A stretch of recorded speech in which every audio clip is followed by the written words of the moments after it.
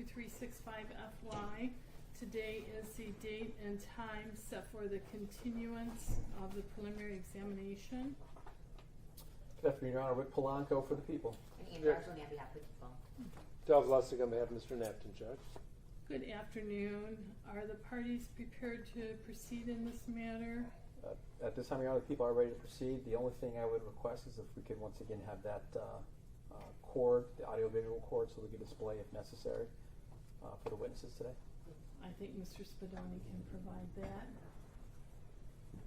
Is there anything from the defense, Mr. Lustig? There is not.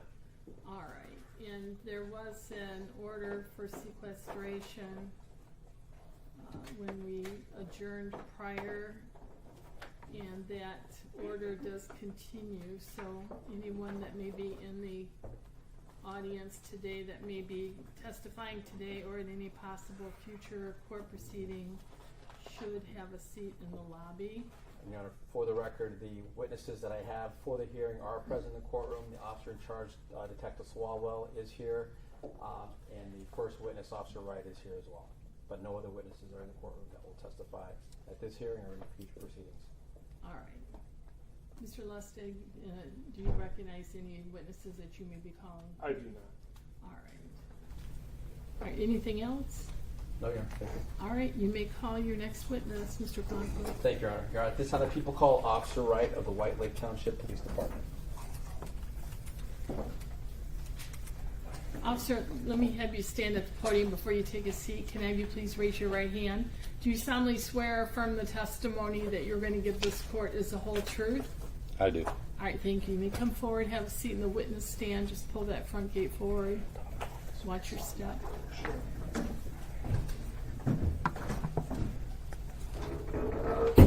You may proceed when you're ready. Thank you, Your Honor. Good afternoon, sir. Could you please state your name and spell it for the court, please? Officer Frank Wright, W-R-I-G-H-T. All right. And, sir, where are you employed? White Lake Township Police Department. All right. And how long have you been with White Lake? Approximately 3.5 years now. And what are your duties with the White Lake Township Police Department? Routine patrol, whatever it's called. Sure. Any prior law enforcement experience before White Lake? Yes, I was employed with Northfield for 4 years, and then in West Virginia for 4 years. Okay. So if I can do my math, you've been a police officer about a little over 11 and a half years. Is that correct? Okay. All right, Officer Wright, I want to direct your attention to the date of July the 8th, 2025, at approximately a little after 1:05, 1:06 in the morning. Were you working on that date and time, sir? I was. Okay. And what were your duties on that date and time? Just routine patrol. Were you in a full uniform, I was. Fully marked patrol car? Yes. And did you have an opportunity to respond to a location in the township of White Lake at that date and time? I did. And what was the nature, what was the original nature of that call? Breaking and entering of a garage. And do you know how that call came through to you? Dispatch had advised me of the call. Okay. And was that location at 9809 Mandan Road? Correct. Okay. And again, you advised that it was only a breaking and entering, correct? Correct. Okay. And what did you do once you received that dispatch?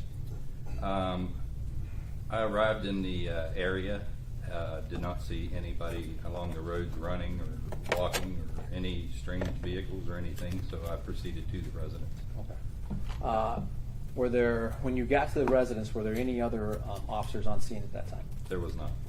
So you were the first one, correct? I was the first. And what did you do once you got to that location? I pulled into the driveway and I observed the garage door was up probably 1.5 to 2 feet. The light on in the garage. I did not observe anyone in the garage. I did observe the homeowner walking around in the residence. So I went to the residence to make contact with the caller. Okay. And did you speak with that person that you saw inside that home? I did. Was that a male or a female? Mel. Okay. Do you see that person here in court this afternoon? I do. All right. Can you please point to him and identify something he's wearing here today? Yep. It's he's sitting over there with the glasses, blue suit. I think it's blue. It looks blue from here. This happened last time. How's that Yeah. last? Okay. Here. How about now? He has a beard. Okay. All right, thank you. Your Honor, may the record reflect the witness identified the defendant, Mr. Knapton. So identifying. All right, thank you, Your Honor. Could you describe his demeanor when you first encountered him on that day? I would say just pretty excited. You could tell his adrenaline was up. All right. And did you ask him questions? Did he tell you what happened? I did. I asked him what had happened, and he had stated that some people had broke into his garage, and it's the third time that it's happened. And they took off running southbound on Old Rihanna Road. Okay. Now, while you were speaking with Mr. Knapton there at his residence, did any other officers arrive on scene to assist? Yes, Officer Kazmika arrived. Okay.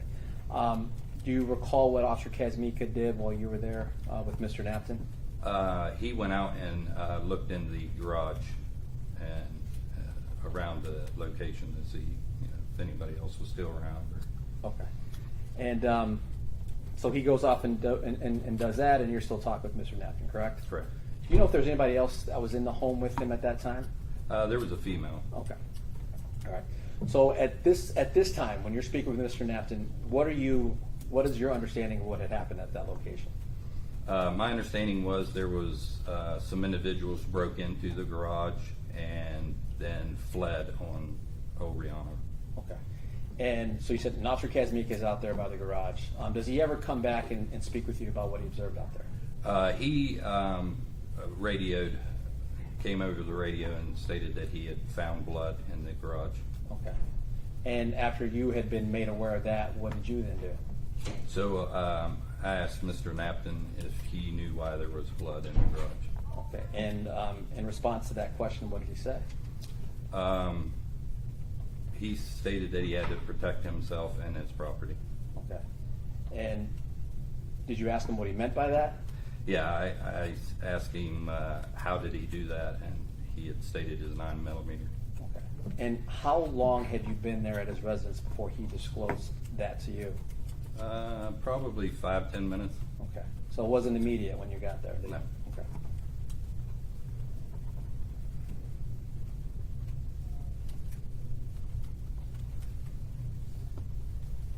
Did you ask him if how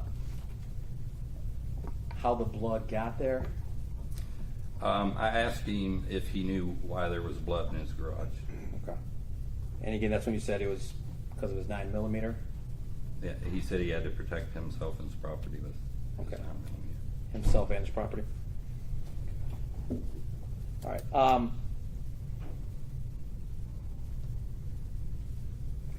Were you eventually made aware of a camera system that was at that residence? Yeah, so I observed them upon my arrival, Okay. and I had asked him if he had camera footage of the incident prior to being told that a 9mm was involved. Okay. And did you have an opportunity to review that surveillance footage while you were there at the scene? Yes, before I left. Before you left. Okay. How were you able to observe that? Who set that up for you? Mr. Knapton was able to get it to play.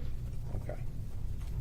And were you aware if Mr. Knapton had observed this footage before you had looked at it? I wasn't. Okay. So you did get an opportunity to review the video, correct? Correct. Okay. And what did you observe and hear when you saw that video?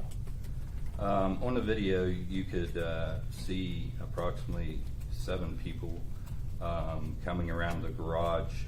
One individual pried the garage door while approximately 6 people crawled under the garage door into the garage. Okay. And do you see the defendant, Mr. Knapton, on that video at some point? Yep. Later in the video, you could see Mr. Knapton exiting his house, screaming at them. Okay. Do you recall what he was screaming at them? Get out of here, you motherfuckers. And did you observe any shots being fired from a weapon as he had told you he had done? Yes. You saw that through the video.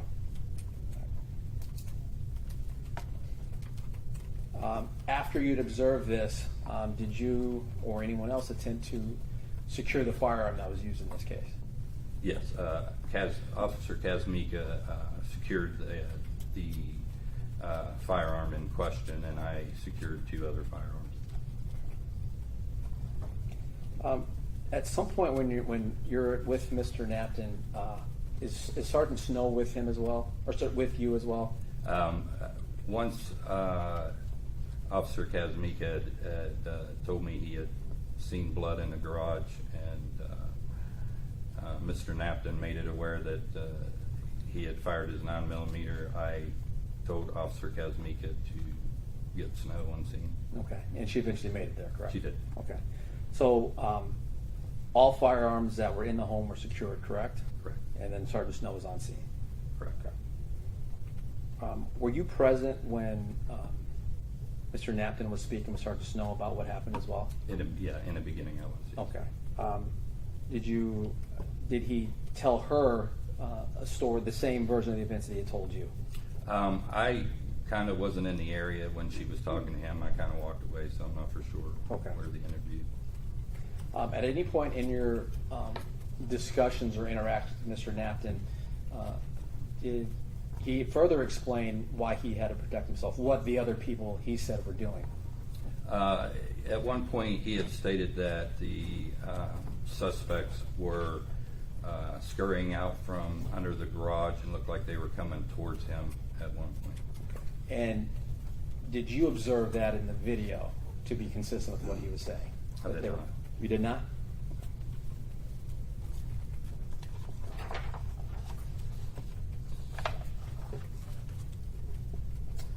Well, so now at this point you're aware that there had been a shooting at this location. Do you eventually come to learn if there were shooting victims that were being treated? Yes, while on scene, Oakland County, or dispatch advised us that Oakland County was out with a male that had been shot in the leg. Sergeant Snow had sent me to meet with Oakland County. Okay. Do you recall the location of where that male was being treated, or was where he was? I do. Okay. Was it in White Lake Township, if you recall? It was not. Okay. Was it far, I guess, from where this location was? This. I don't think so. Manor. I'm not for sure. Okay. So you indicated Sergeant Snow sent you to that location? Yeah, and while en route, they actually, dispatch advised there was another person that was shot at the hospital. And so she diverted me to go to the hospital instead. Okay. So now you're made aware of 2 shooting victims. Correct. How long, while you were on that scene at Mandan Road, did you learn that there was there was a shooting victim that Oakland County was with? Not the one in the hospital, but at Oakland County, if you get approximate. Maybe 15 minutes.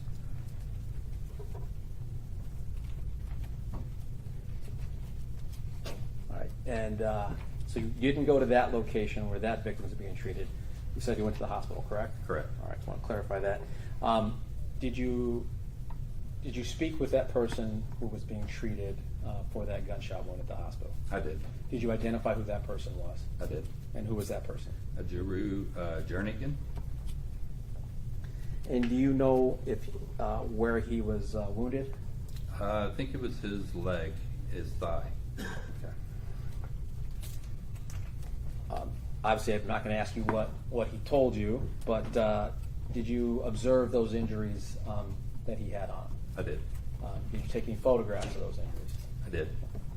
Did those injuries appear consistent with a gunshot wound? Yes. And again, while you're at that hospital, what hospital is that, by the way? Huron Valley Hospital. Okay. And where is that located? Commerce. Commerce. While you're at the hospital, did you learn of another person being transported for a gunshot wound? I did. All right. And who was that individual? I'm not for sure of his name. Okay.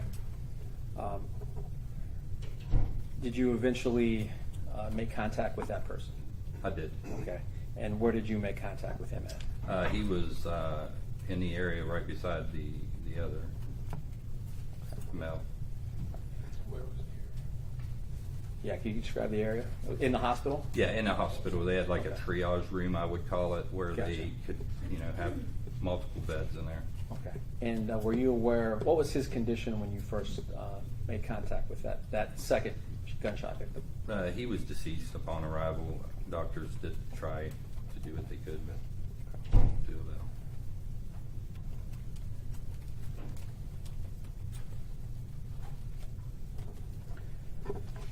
Thank you. I have nothing further of this witness at this time. All right, thank you. Any cross-examination? Yes, Judge, thank you.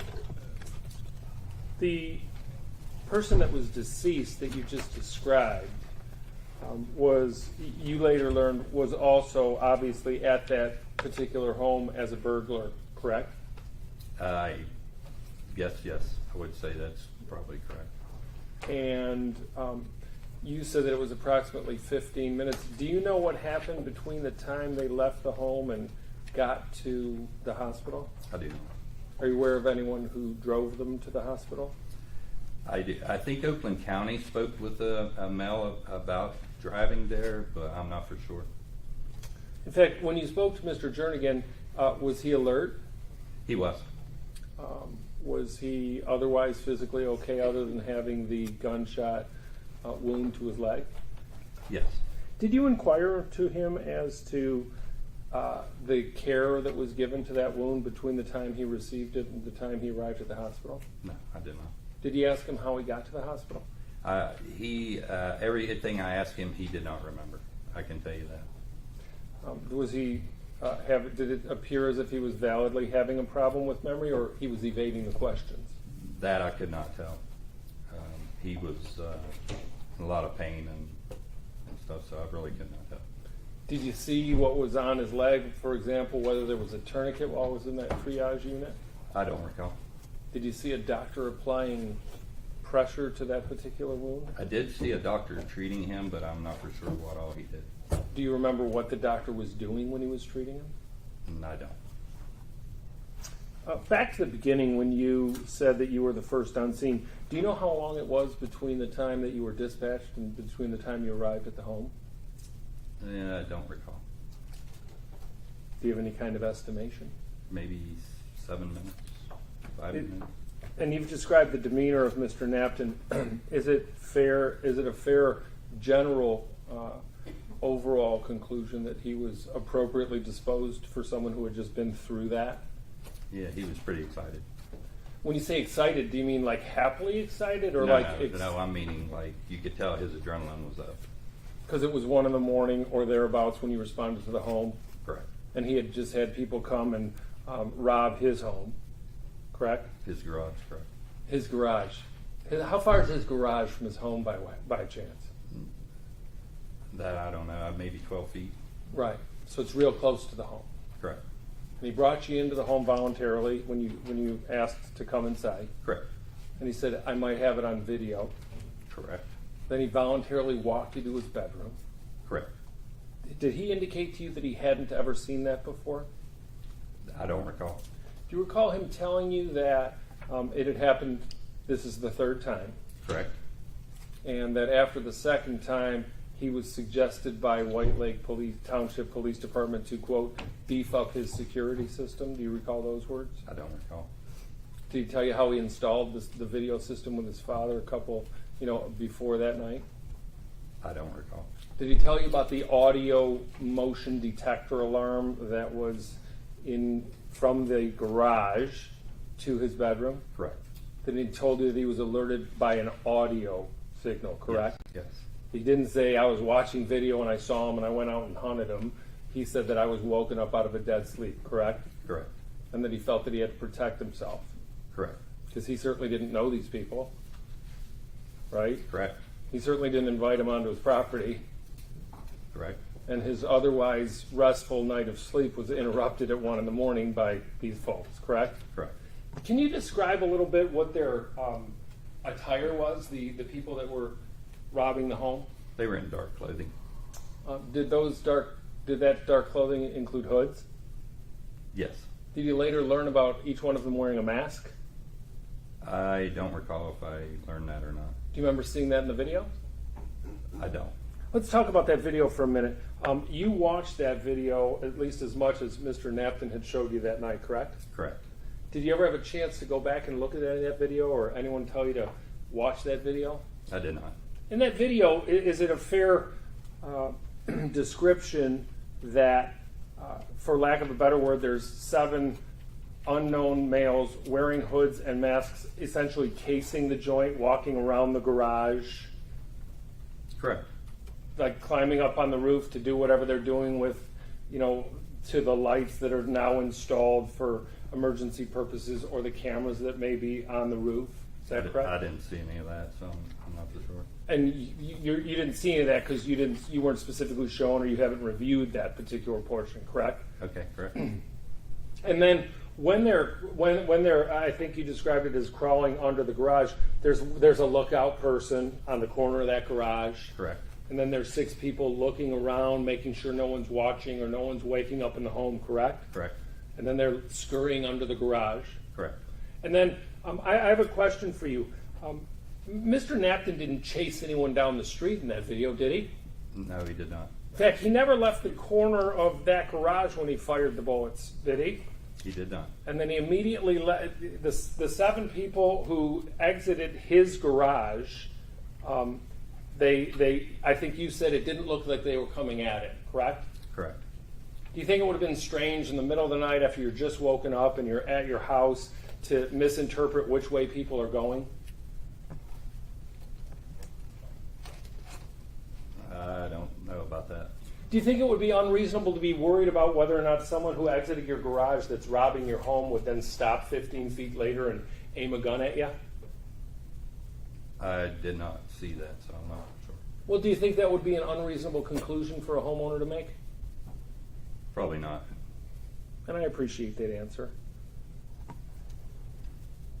So you saw a closed garage door be pried open by one of these 7 intruders, correct? Correct.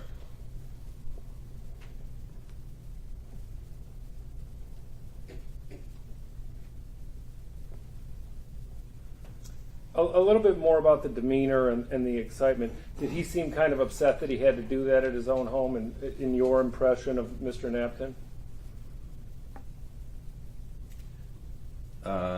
Not really, no.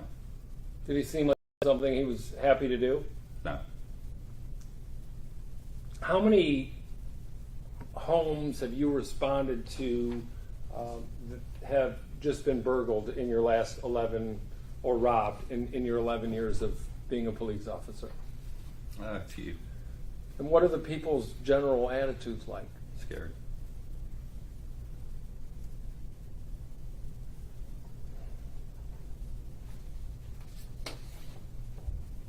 And again, by the time you got there, all of the folks who had robbed that home were not to be seen anywhere by you, correct? They were not yet. They were already gone. They were gone. And you did or did not respond to the other scene of, I believe Mr. Polanco referred to it as the second person who had been shot. You did go outside of Huron Valley after you spoke to Mr. Jernigan, or you did not? I did not. And now that you know that it's Huron Valley and you've identified its commerce, can you give us an approximate distance between the home on Mandan Road and the hospital at Huron Valley? It's probably 10 minutes, I would say. Maybe 15 at most. Who else was with Mr. Jernigan, if you recall? There was nobody with him when I arrived. There was no other individuals? No. I had heard that someone was with him in the front and dropped him off, but I never spoke to them, so I don't know. Are you aware of whether anyone has reviewed the hospital video to see exactly what happened during the drop-off? Oh, I'm sure they have. I don't know who did, but I'm sure it was. So it sounds like you're not really involved from a detective perspective. You were just involved as a patrolman and patrolman only? Correct. And your duties were assigned to you by Sergeant Snow? Correct. Is there anyone else that was responsible for assigning you any duties that night? No, just Sergeant Snow at the time. I don't have any further questions. Thank you. All right, thank you. Any redirect? Very briefly, Judge. This garage that you described as being approximately 12 feet from the house, is that detached or attached to the home? Detached. So I'm clear, did Mr. Knapton indicate to you that he was alerted to the presence of people inside that garage by an alarm, By a motion alarm, correct. and also in an audio sense, correct? Correct. Audio alert. Okay. I have nothing further, Judge. Thank you. All right, thank you. Officer, thank you for your testimony. You may step down. Thank you. Watch your step. May the officer be excused. Any objection? None at all. All right, you may be excused. Thank you for your testimony. Any additional witnesses? Yes, Your Honor. One final witness. Detective Swallwell, the White Lake Township Police Department.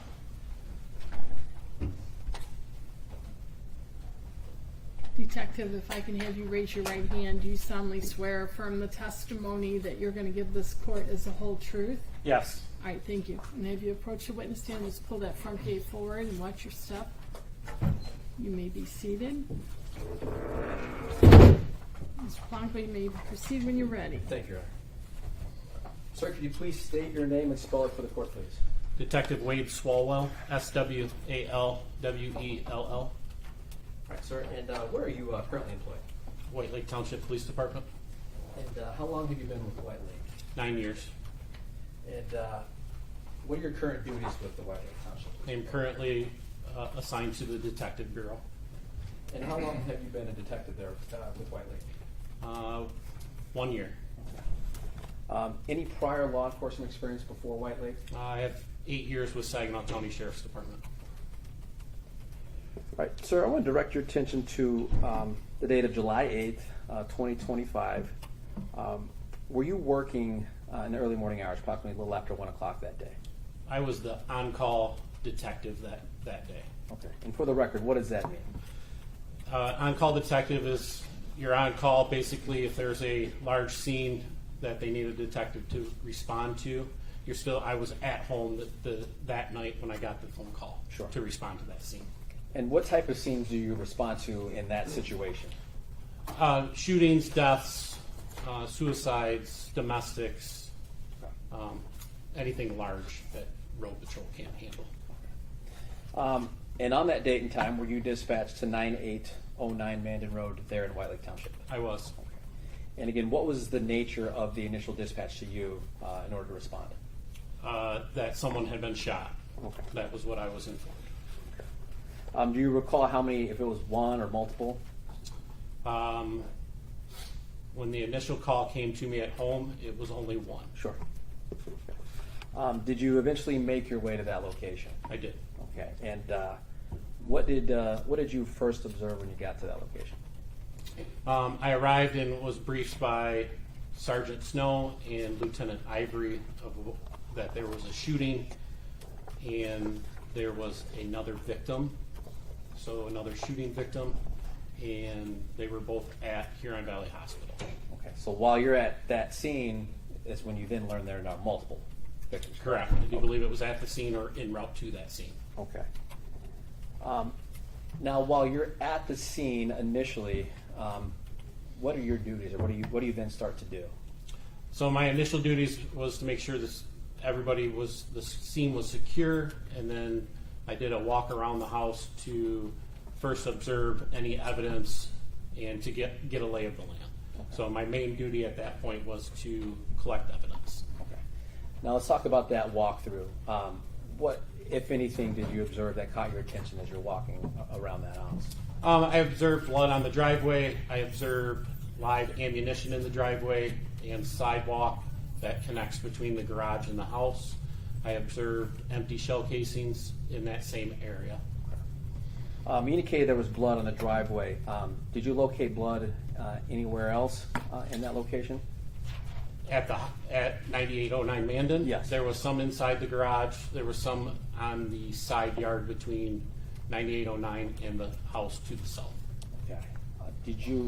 When you were observing all this blood, did you attempt to follow this blood trail or anything like that? We did follow the blood trail eventually, yes. Okay. Where did it take you from that location? So it took us south on Oriana and then between two houses to the east over to Mallock. Okay. So that's where it stopped, over on Mallock. Correct. Okay.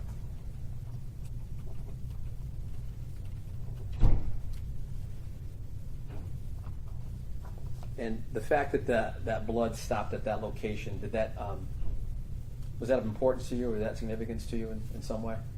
Yeah, that indicated that that person had been picked up.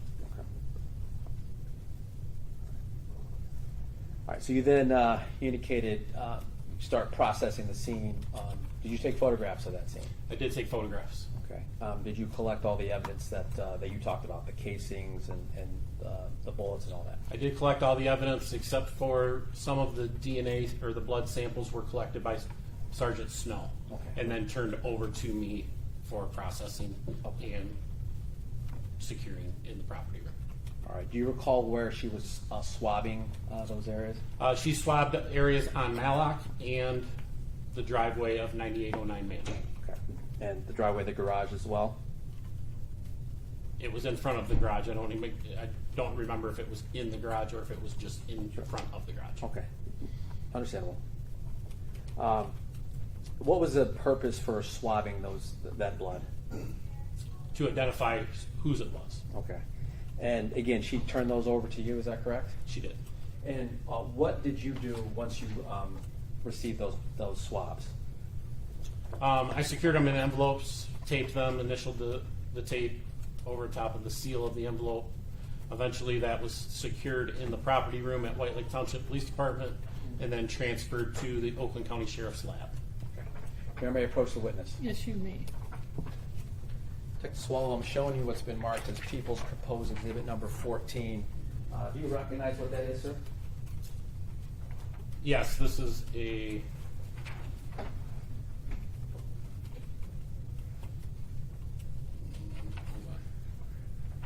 this is the return, I believe, from the Oakland County lab.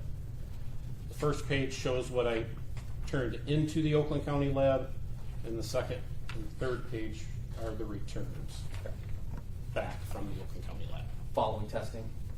Correct. It's fair and accurate of what you received as part of your investigation in this case. Yes. At this time, move for admission of proposed 14. For exam purposes, I would stipulate.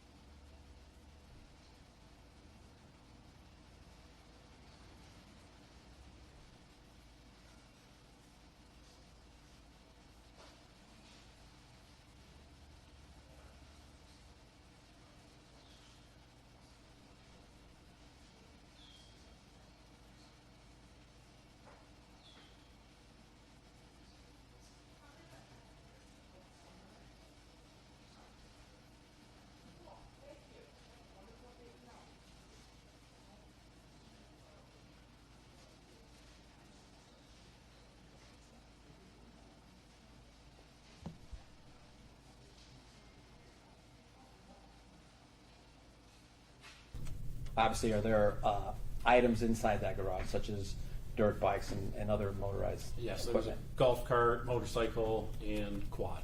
Okay. But again, that garage door only lifted, you said, about 2 feet. at Correct. that point. You needed to have a padlock to unlock it. You had to have a key to unlock A the key, padlock. excuse me, yes, thank you. All right, and you indicated that you asked Mr. Knapton for a key? Yes, Mr. Knapton provided the key. Okay, and once he provided that key, were you able to unlock that padlock to lift that garage door? From the inside, yes, but we had to get a key from him for the side door also. Okay, let's talk about the side door. Was the side door locked or unlocked when you first got there? It was locked. Okay. And you indicated you needed to ask Mr. Knapton for keys to unlock that side door? We got keys from Mr. Knapton to unlock that door, yes.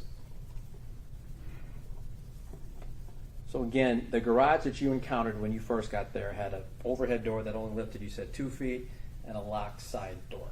Correct.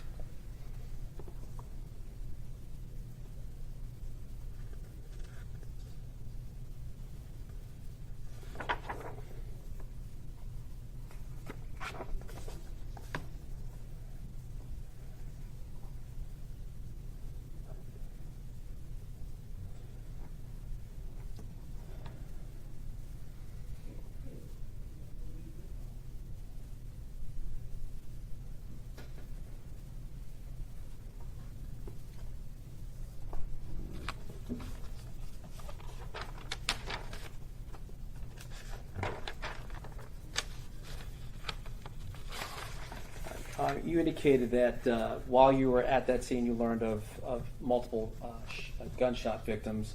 Do you know where they were at when you were first notified of that? Where they'd been taken? They've been taken to Huron Valley Hospital in Commerce Township. Okay. Did you later learn the identities of those 2 individuals? Yes. And what were those 2 individuals' names? Savion Wilson and Gerard Jernigan. Now, you were present when Officer Wright testified just moments ago, correct? Correct. That's the first gunshot victim identified as Gerard Jernigan. Then identified a second individual who was deceased upon arrival. Did you later learn who that person was? The deceased was Savion Wilson.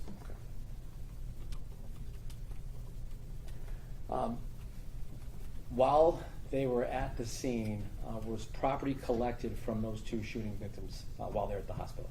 Yes. And what items would those be? The clothing, and I do believe a bullet was recovered also. Okay. So the clothing that they were wearing when they got to Clothing the that both hospital. of those gentlemen were wearing, yes. Okay.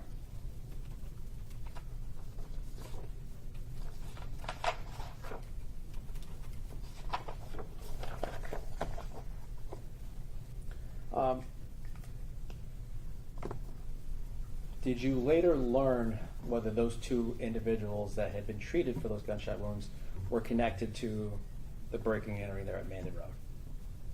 Yes. And how were you able to do that? There was a driver or another person at Huron Valley Hospital that came in with Mr. Jernigan, and he indicated that they were there later on in an interview. Later on in the interview, okay. And then, did you at some point obtain the video, surveillance video of the Mandan residence address from the defendant? Yes, Okay. Did you have an opportunity to review that? I have. Okay.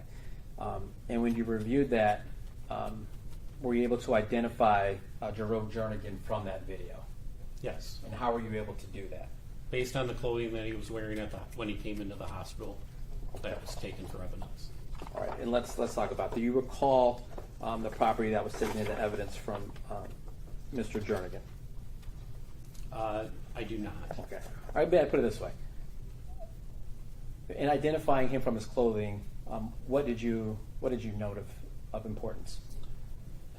Between Mr. Jernigan and Mr. Wilson, there were distinguished clothing. One was wearing black pants with white stripes. One was wearing green and white Crocs. I would have to review my report to verify which one was what. But we were able to identify them, those 2 individuals on the video, entering and exiting the garage. Okay. Sure. Would a review report help refresh your recollection? Yes. May I approach? Yes, you may. Thank you. It's 19. Yeah.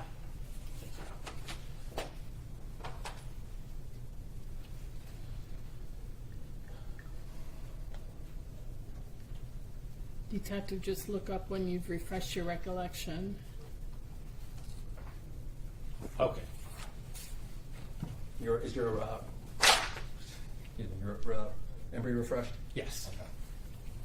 Just wanted to make sure I had the right details. Now may I approach again? Yes, you may.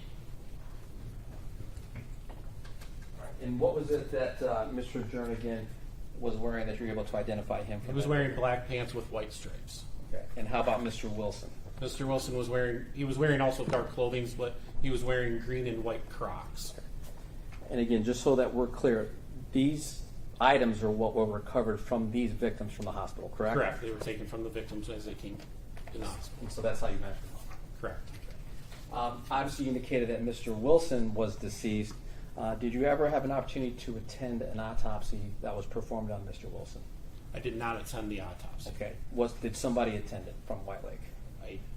If you know. I don't recall. Okay. But as part of your investigation, did you learn that one had been done? Yes. Okay. You're going to may approach the witness. Yes, you may.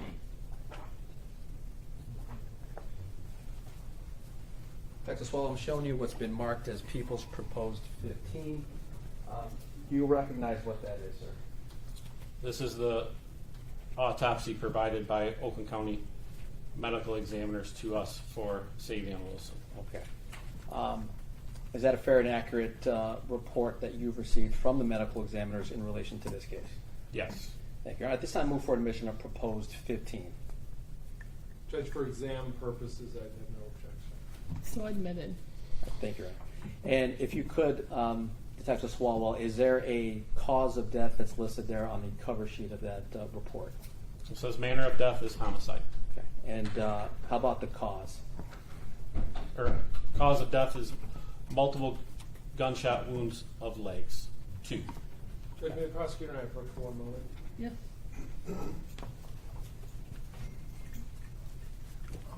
Just as an aside,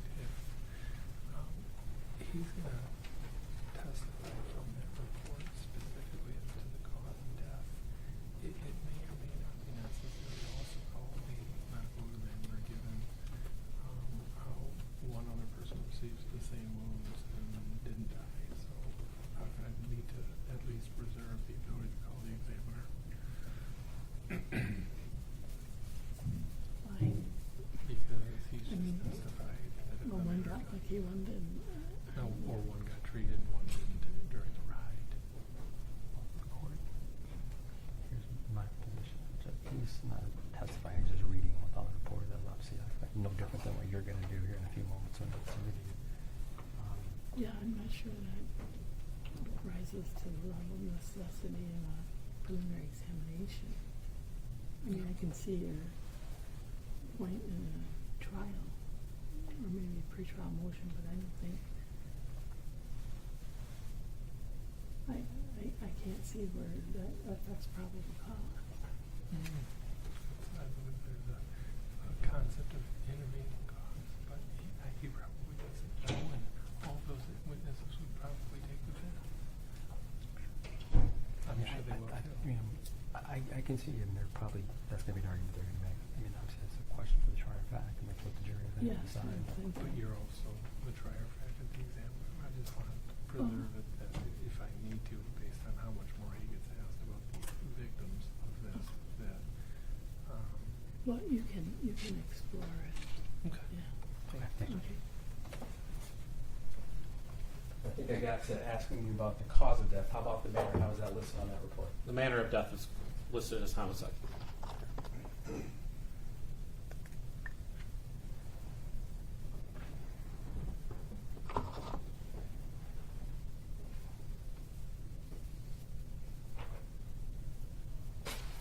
Can we have 1 moment? Yes, you may. Thank you. Judge. I have nothing further about Detective Swallwell at this time. All right, thank you. Mr. Lister? Nation. I do. Thank you, Judge.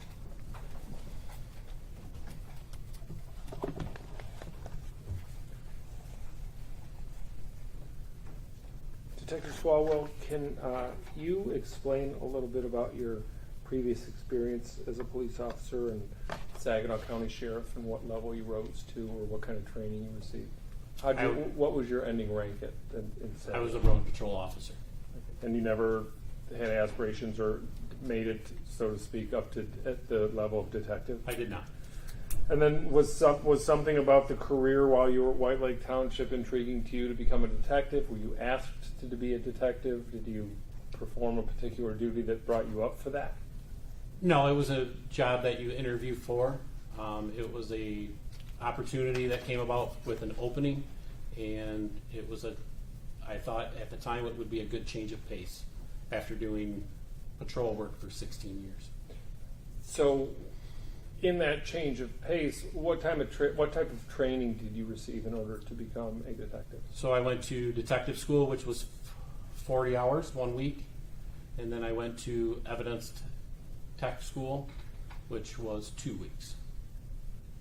And regarding evidence, you learned about all different types of evidence while you were at that school and in your 40-hour training, correct? Correct. You learned that it consists of actual physical evidence, Correct. like you found in this case. Mhm. Incidentally, have you ever been to a scene where there was unspent casings and spent casings? Yes. And what was the reason that there were spent and unspent casings? I don't recall that as far as the exact reason. Well, did Are you? you mean in this instance? Did you deduct as a detective at the previous scene or gather experience for being a detective by seeing a large amount of unspent bullets and a large amount of spent casings? There's multiple reasons. One is that someone could have ejected that live round. Someone could have dropped it. Or other reasons it might not even pertain to that scene. Might have been dropped by someone else and just happened to be there. So there's also video evidence. Correct. And while we're on that, you watched all of the video evidence in this case? Yes. Of course, you're the officer in charge, so you've reviewed, I'm sure, hours of video evidence. Is that a fair statement? I've reviewed it multiple times, yes. That would be from the beginning and the first appearance of someone robbing that home all the way to the end when police begin arriving. Correct. It also includes, I would presume, as the officer in charge, reviewing the body cam footage of your fellow officers, Correct. Recording interviews of witnesses. Correct. So everyone's wearing a camera on their chest, and they're all on, obviously, during a scene of this magnitude, correct? On scene, yes. And how about off scene? Well, some of our, I don't recall exactly, but our interviews are recorded in our offices, or not our offices, but our interview rooms. There's also cameras in there. So the time that someone would turn off a body cam, or basically one of the only reasons to turn off a body cam would be that there's alternative video footage running somewhere else, like that, like you just described. Sometimes we run both. Just depends on who it is. To discuss the beginning of the footage that you watched as it related to this scene, that being the video footage from Mandan Road, how long were the robbers on the property before they entered into the detached garage? On the property or when we first observed them? When you first observed them on the property, because I don't expect you to know how long they stood out by. You can't see like this, you can't see Mandan Road where the driveway meets the road from. Yes, you can. And you can see it from the video? Yes. So how long are they on the property for? So they approached from the east off of Mandan Road to Orellana, head south, and then they stopped in front of the driveway and entered the side yard. I do believe they are there approximately 10 minutes. So what At are the they? longest. What's going on during that 10 minutes? What's going on during that 10 minutes? They are in the video. I can only see there's one or two of them that are up on the roof of the garage, and then they enter the backyard. They try the side door, which is locked. They have moved one light that was in the backyard that was attached to the garage to a upward angle, I do believe it was, so that it didn't shine down on the yard. Why do you think they did that? Being a detective, Calls for speculation. Yeah. would unless there he knows. be a nefarious reason why they would move a light upwards from downwards? In your experience as a detective, Same objection. that's not speculative. He's a detective. Well, you'd have to lay a foundation. So what their mindset Sure. is, though. I mean, he doesn't know Sure. what their mindset is. I'll lay the mindset. Right. If there's a light and it's pointing down, that's illuminating the area that the light is pointed down in, isn't it? Yes. And then if there's a light that's moved during a burglary or a robbery and it's moved up, did it reduce the illumination down low where someone would have been walking? Yes. Great. And that was one that was on the roof or the side of the house? It's on like the overhang, so of the garage. Would you call that light otherwise a security light? I would call it that, yes. Did you happen to ask Mr. Knapton as to whether that was one of the actions that he took in beefing up the security, so to speak, after the second robbery that happened at that home? I did not ask him that. And what else did you see the B&E suspects doing on that property? Well, after they left the side yard or the side door of the garage, they went to the front of the garage. One of the suspects opened up the garage and they entered. Six people entered and one person stayed outside. Based on your experience and training as a detective, what would someone stay outside for? As a lookout. You know, you talked about the padlock that was in the garage. Do you mean to tell me that Mr. Knapton actually attached a padlock on his own garage? Or is this, let me back up and lay a foundation. Is this door one that rolls up inside a channel or one that like opens up in a V type way? It rolls up. It's an overhead garage door that rolls up. So it's on a channel. So in that channel, you're telling me that Mr. Knapton had installed a padlock to prevent it from being lifted? Yes. On those channels there are holes and you can slip a padlock through there, which stops the rollers that are connected to the overhead door so that the door will not open. How many scenes or homes have you ever been to that went to the extent to put a padlock in their own channel? I've done it myself when my electricity's been out to secure my garage door, And why'd you do that? to keep people out. That's a pretty burdensome thing for a homeowner, isn't it? I don't find it burdensome. No. Oh, you don't think that it's any trouble whatsoever rather than just opening your door to have to go in, fiddle with a lock, get it off the channel, then open the door? In my instance, no, Yeah. because the power was out. So I was already irritated probably at that point. Right, and then when the power came on, I presume that The lock you was did. removed. The lock was removed and never placed back on. No. How many other scenes had you been to where someone had put a padlock on their garage? I have been at multiple houses where padlocks are on the outside securing the garage door. Have you ever seen it in a rail, as you described here? Or a Yes, I've channel? seen actually people put screwdrivers in garage door rails to secure them. Is there a big problem with break-ins in White Lake Township of garages? There's not. So back to the training and evidence, it also has to do with ballistics, correct? With ballistics, not Sure, bullets and fired bullets. very limited. Yes, You limited your experience or limited from a detective's perspective? limited from a detective's experience. I mean, ballistics is a wide range and depth, deep knowledge to know all the calibers and trajectories and stuff to that nature. Would you consider yourself a gun person or not really? Not really. In terms of the casings and the spent casings that were recovered, did you look to see if they were all the same manufacturer? I did. And were they? I don't recall. I do believe there was one that was different, but I don't recall that for exact. What do you is there anything that would refresh your recollection as to one that was different? If there was one different, it would be noted in my report. Do you want to review your report and let me know? I can. Do you have this report? Give me the big one. Yep. Yeah, approach the witness. Do you have an idea of what page that would be? I have on? I do. absolutely no idea. Oh, He does. okay. Give me 1 second. Sure, just let me know when Steve reviewed it. If you could tell us what type of bullet. Yeah, once your memory's refreshed, you can look up and then Mr. Lustig can ask his questions.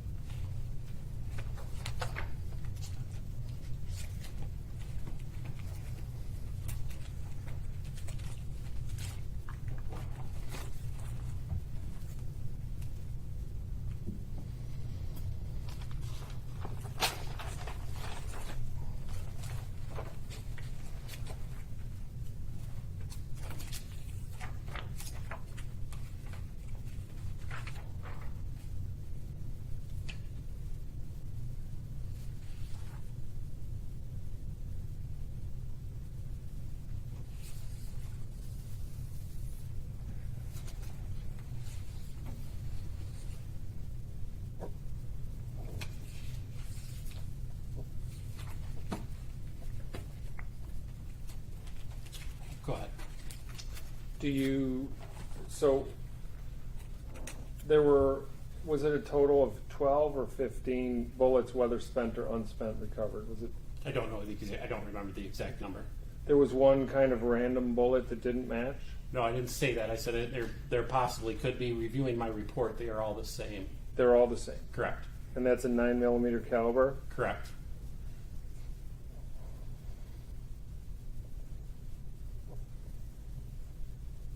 So regarding the evidence and the things that you do as a detective, you also use law enforcement resources, correct?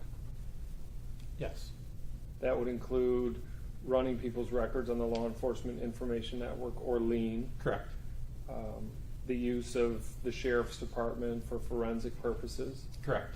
That would be DNA or ballistics or video analysis. Correct. For example, the hard drive in this case. Yes. And that's the hard drive from the security system? Yes. That you ended up getting a warrant for that. We did. And why'd you do that? Just to make sure that we had it. And it was departmental policy. It wasn't that anyone was making you get a warrant for it. No, no one made us get a warrant for it. No. In fact, Mr. Knapton was more than happy to share all access to that system that evening. Is that correct? That evening, yes. How much contact did you have with Mr. Knapton that evening? I did very limited. Was it your understanding, either personally by your limited contact with him, or as related by other officers, that he was completely cooperative that evening? He was.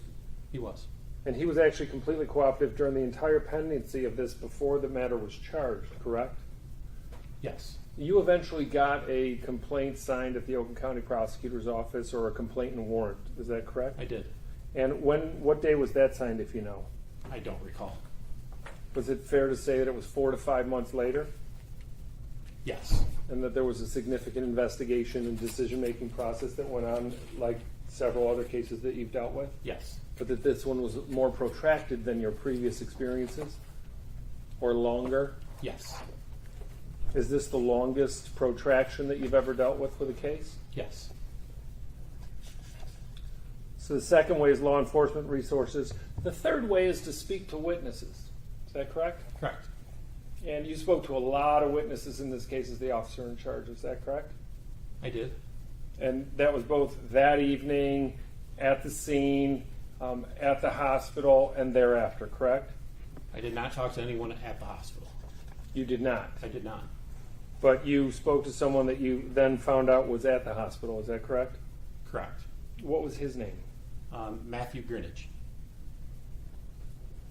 And you had some recorded discussions with Matthew Greenidge, didn't you? We interviewed him, yes. Did you eventually learn through the course of this investigation that Matthew Greenidge was somehow connected with the first robbery at that home? The first one? Yeah, the one from October 2024. I believe I did learn that, yes. And in what capacity? Well, let me save you the issue. That was because that was the driver's license that had been given to someone who had purchased a bike that was stolen from that Mandan address in the October incident, we'll call it. Okay. Is that correct? I don't recall that for sure because that was in Oakland County where that took place. Well, As far as Oakland County in Pontiac, and Oakland County Sheriff's Department handled, I do believe, that portion of it. Now, I could be mistaken because I was not involved in that one initially. Well, as the officer in charge, did you kind of put stuff together as to how things went down? Yes, Matthew Greenidge was found with the motorcycle that was stolen from Mr. Knapton's house. In October. In fact, he was actually found with another stolen vehicle or motorcycle at another point in time, wasn't he? I do believe so, yes. I'm getting confused by all the pronouns. So Mr. Greenidge was found Thank you. in possession of a stolen motorcycle Yes. in a 2024 case. Yes. So after a review, you identified all 7 people from this particular incident by looking at videos and clothing as you described to Mr. 6. Polanco. Is it 6? 6. The 7th one has not been identified. Have you been working on identifying that 7th person? I have a very strong suspect. Who's that? It's Carlos Santalo, I do believe. Should be in the report. Oh, Carlos Saucedo Sutulo. Correct. Or the last name is Sotullo. Yes, that is- Sotulo. Correct. He actually has pending cases, according to your lien, doesn't he? Should I object? That I do not know. Well, Sorry. okay. What's the objection? One hearsay, what's the relevance of Carlos Saucedo's criminal history and pending charges to this case? Well, first of all, it's not hearsay. I'm not asking for a statement that's out of court from a person or from a document.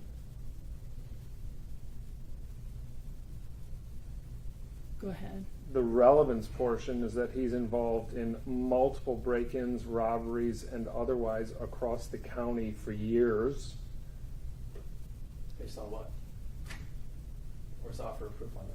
Yeah, there's been no offer of proof, so I'll sustain that portion. I don't know if that's hearsay, but I don't know the relevance. There's been no basis of the relevance. to this case. I'll move on. Thank you. And who is he alleged to have been in your strong suspect thought? Can you rephrase that, please? What role is he alleged to have played during all of this? I believe, in my opinion, I believe he entered the garage and he was the driver of the vehicle. And he goes by a particular nickname, doesn't he? I have not confirmed his nickname. You've learned, There has been multiple nicknames for him that has been relayed to me. is one of those, is it fair to say, is Threat? That was one nickname that was brought up, yes. It was brought up multiple times by multiple people, correct? So, Mr. Greenidge, Mr. Saucedo Sotuyo, is it fair to say that from the information that you've gathered, Mr. Sotuyo is Mr. Saucedo Sotuyo, let's just call him Carlo, or Threat, that Threat is kind of the mastermind behind the whole robbery? I do not know if he is the mastermind. Well, do your reports indicate at least that he's a leader? I believe he's involved. And how about Mr. Greenidge? Mr. Greenidge is involved also. And those 2 people are both over 21 years old, correct? Yes. And there are 5 other younger men the age of 17, correct? Yes. What names are those, if you can, that were on the property that night that you've identified? Savion Wilson, Drew Jarnigan, Ivan Burrow, DeMonte Johnson, excuse me, And Mr. Derek. Did I say Derek? You did not. You said Ivan, but Derek is that his brother? Derek Burrow, uncle.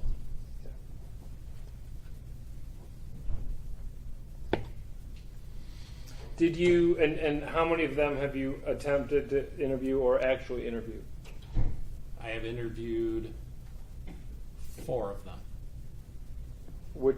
Right. Because you can't interview the deceased, correct? I take that back. I have interviewed, out of those 5, right, you take that one away, I've interviewed 3. Which 3 of those? DeMonte and Ivan and Derek. And someone else? I have talked to Drew, but we did not get an opportunity to interview him. Why not? He was not made available. Meaning what? Meaning we could not, between my schedule or scheduling with him and his mother, it was never an opportunity to interview him. That happened July 8th, correct? Correct. And we're here at April 16th. You mean in 9 months you've not been able to coordinate a schedule with his mother? Correct. Have you attempted significantly to do so, or have you just let it go? I have not attempted in probably a couple months. Did you ask any of the gentlemen about what their positions in the garage were? I'm going to object to any contents of the interviews that are made with the other suspects, as that'd be hearsays. That would be hearsay. I'm asking if he asked the question. I'm not asking for the answer yet. You can ask, you can ask if he asked the question. And Any answer would be hearsay, though, clearly. well, the first answer would be either yes or no, and then we can talk about hearsay. Correct. Great. Did you ask any of the robbers about what their positions in the garage was on the night of the incident? I don't recall asking them their exact position in the garage. Would that have been important to you to know who was standing where, or whether anyone knew about any bullets that came in from any directions? Would it be? It would be important, yes. Did you ask about anyone's particular roles in terms of whose idea it was? When did you get together to do this robbery? Yes. And did you receive any answers that led you to any information or further investigation? We gathered more information, yes. What did you learn from that information? That phone calls were made to from individuals to certain other individuals to meet up to go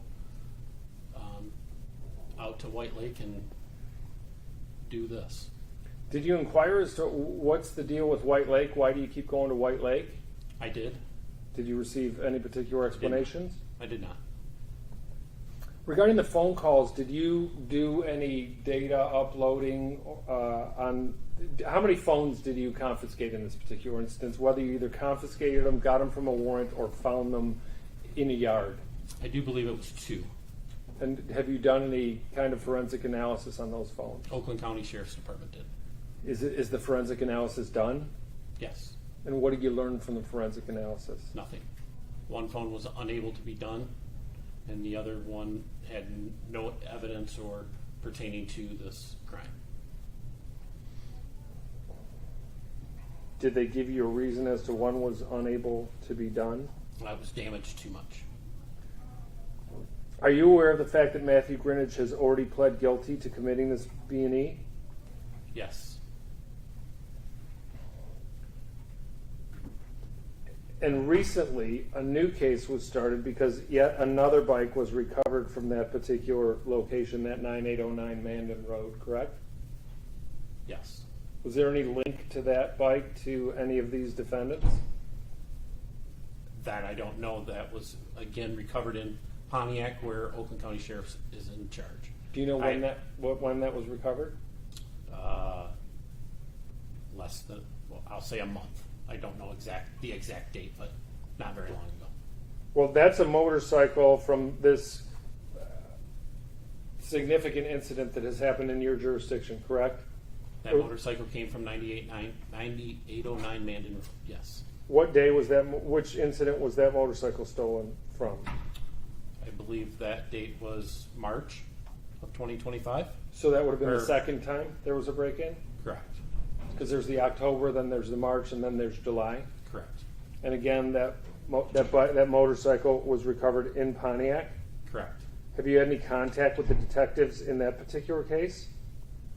Only the initial contact with them, and then I had another phone call conversation with the sergeant in charge of the auto theft team Did you direct him as to some information that you would have liked to have been found out or that might relate to this particular incident? I did ask him if he followed up with some of those questions, how it pertained to this case, yes. Did it turn out he had or hadn't followed up at all? He didn't indicate that he had asked any questions. So back to Mr. Greenidge, were you surprised that he agreed to speak with you? Somewhat. And he related a lot of things to you about that particular evening. Correct. And you had learned of the allegation that this Carlos Saucedo Sotillo was the driver. Well, not from Mr. Greenidge. He only referred to him as threat. Okay. So, but you put threat together with Carlos's Eventually, yes. full name. And Mr. Greenidge spoke to you about some of the things that occurred in the car both before and after the robbery, correct? Correct.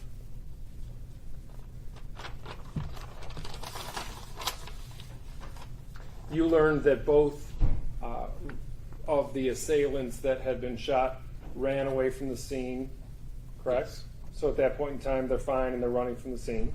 They're running from the scene, yes. You learned that Mr. Wilson, the deceased, was still breathing in the car, correct? Mr. Greenidge did say that, yes. You know, Judge, just hearsay. I just want to indicate, Mr. Osculowski can ask the yes or no questions, but my concern is the implication of how he's getting that information is coming from that interview, which would be hearsay. That is hearsay. Well, I'm asking if he learned it. I didn't volunteer that No, Mr. but Greenidge if he said that. learned That it from hearsay statements. Well, hearsay doesn't involve what you learn from hearsay. It involves whether you learn the information. Objection is sustained. Was anything related to you regarding trying to push people out of the car by threat? Yes.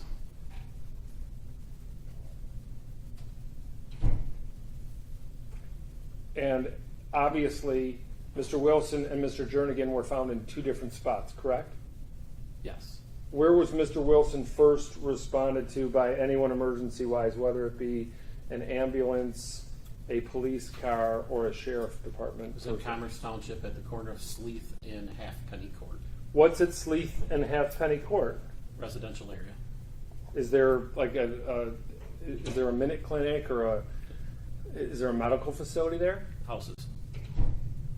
And where was Mr. Wilson found? Like specifically at that location? I believe in the street or on the sidewalk next to the street.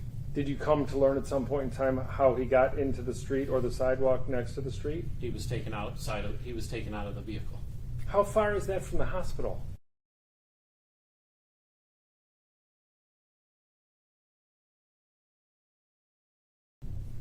So emergency personnel didn't treat him at a hospital. They were forced to then come out somewhere else Correct. to that location you just The ambulance and fire department responded to the scene, yes. Do you know how the ambulance and fire department were called or how they came to be at that portion of the scene? I believe, if I recall correctly, it was one of the other people with them in the car. Do you know who it was who called? Not right, I do not.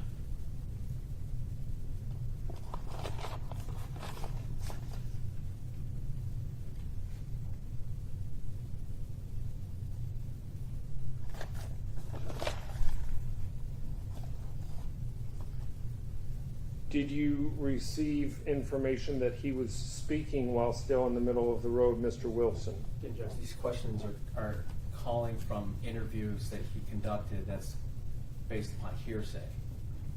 He's basically getting the hearsay statements into the questions. Right. So again, objection to hearsay.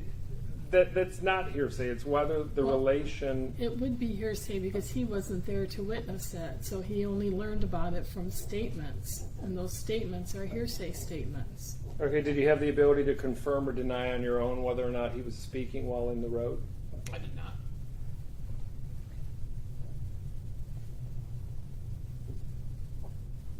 Did you rely on those statements in your warrant process? The statements of what? The statements that we're arguing whether they're hearsay or not, did you include any of those in any of your warrants? They were part of the investigation, yes. So you included them when you spoke to the prosecutor about the charges. Correct. And when you do that, do you go and meet in a room and talk to many prosecutors? In this particular case, yes, I did meet with prosecutors. And they ask follow-up questions, and they ask about all the hearsay stuff and who told you what about what and all that, right? Yes. So those statements that you offered, when you talk, did you say that they were, in your opinion, reliable or unreliable, or were you asked that? I don't recall that. Did you learn that Mr. Greenidge was actually required to be wearing a tether on July 8th of 2025 when all of this went down? Yes. And what was the answer to that? He Was he still, supposed to be having a tether on? he still had the tether on.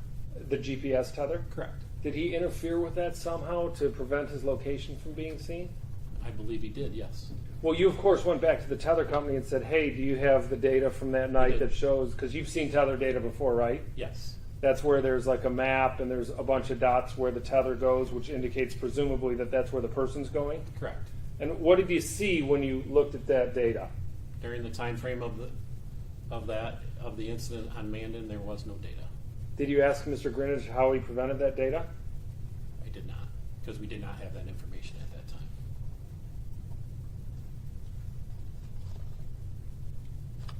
And you've reviewed all of the videos. There's certainly no shots by Dayton Knapton when anyone's running down the street. Is that correct?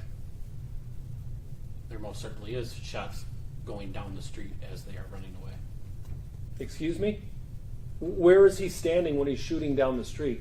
He's standing at the corner. Can of I the- interrupt again? We're getting with the pronouns, so can we just use the person's Where name? is Dayton Knapton shooting when you are proposing that he's shooting at people running down the street? He is standing at the corner of his garage facing south, shooting across Orion Street. Did you ever recover those bullets? Did I recover the actual bullets? No. The empty shell casings and the live ammo were found at that corner.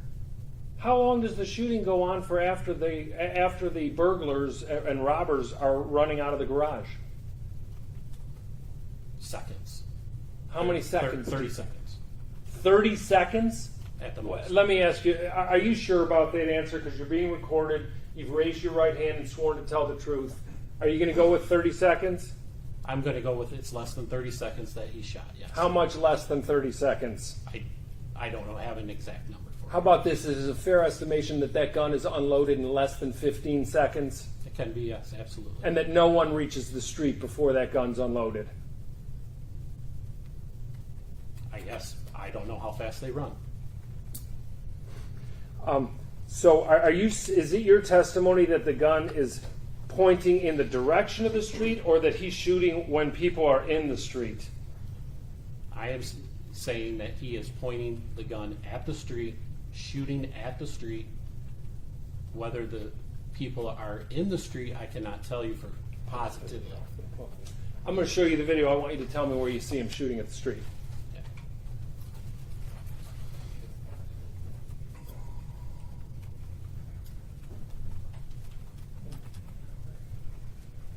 Do we have the video?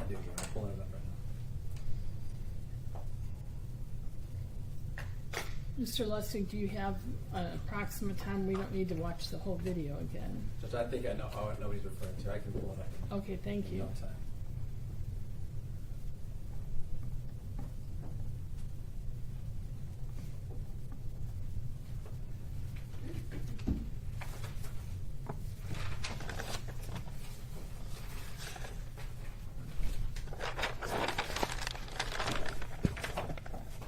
So we'll have to watch the portion of the video, and then once the video's been shown, then you can ask your questions, Mr. Lustig, but don't talk while the video's being shown, otherwise the record will be messed up.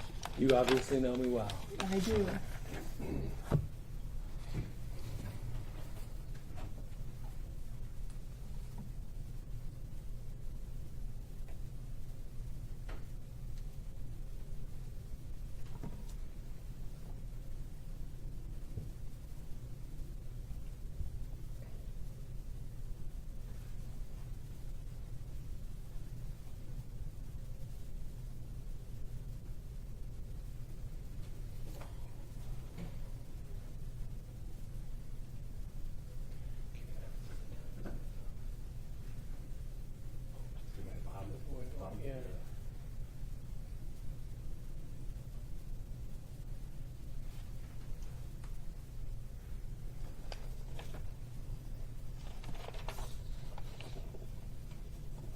when you find the spot, Mr. Blanco, just indicate the marker of where we're starting the video.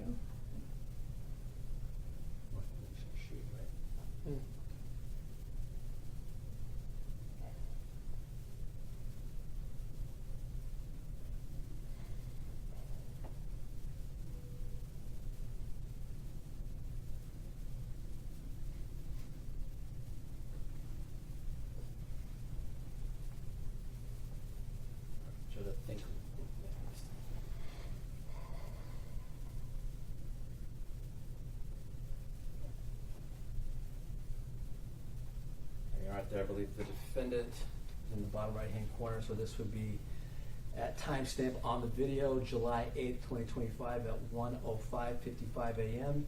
Or And on- 57 And on this seconds. bottom file, it's 57 seconds into this clip with 32 seconds remaining. Thank you. We'll watch the video.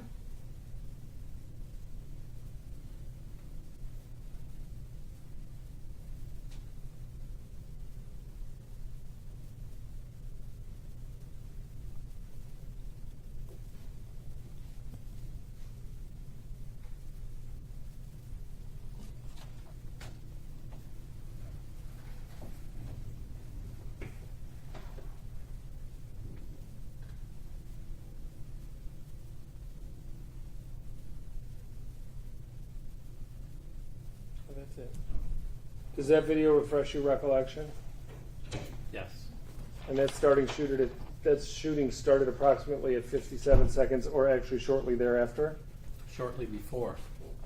Shortly before. You did not show, you started the video after the 2 shots into the side door. Well, first of all, I didn't play the video, the prosecutor did. Okay. So yes, there's 2 shots I before. just asked what was asked of me to play, so I'm not controlling this, so just so the record's clear. Well, we know that the 2 shots are shot into the door. We've all seen that video, Okay. correct? And then at some point in time, he moves to the corner when for whatever reason, when the robbers begin running out from underneath the door, correct? Correct. And that starts at about 57 or 58 seconds? If that's what you say, I cannot read that from here. Okay, and it stops at 1:05. Okay. So that's approximately 7 seconds during the exit that the gun's being used. Okay. Yes. And nobody there reached the street during those shots. Is that correct? I can't see the exact street. Is it a fair statement that they're still on his property when he's shooting? No, It is not. it is not. The property lines are different there. Well, where does his property line end on that particular? I do believe it's like 10 to 12 feet past the garage Oh, so okay, into the neighbor's property there. okay. So is it a fair? I'll restate that question. Is it a fair statement that they're on the grass the entire time he's shooting? You can say that.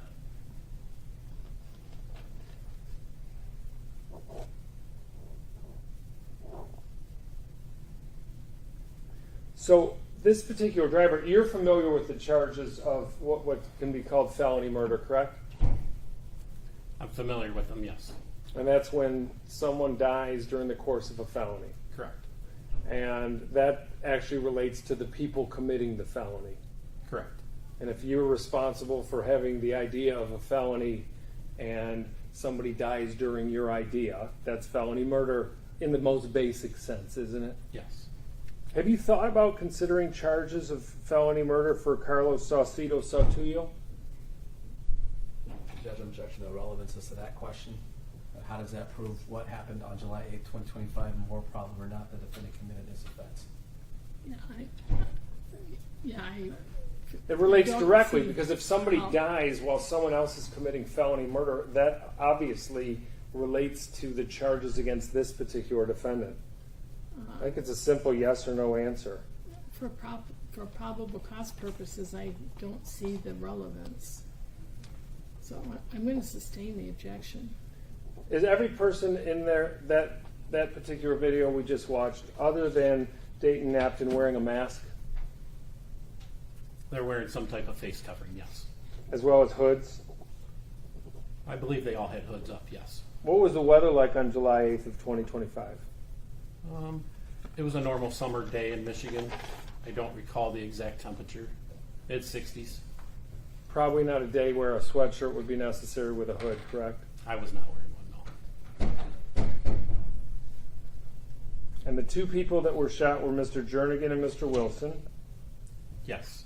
Did you go to the hospital and speak to Mr. Jernigan? No.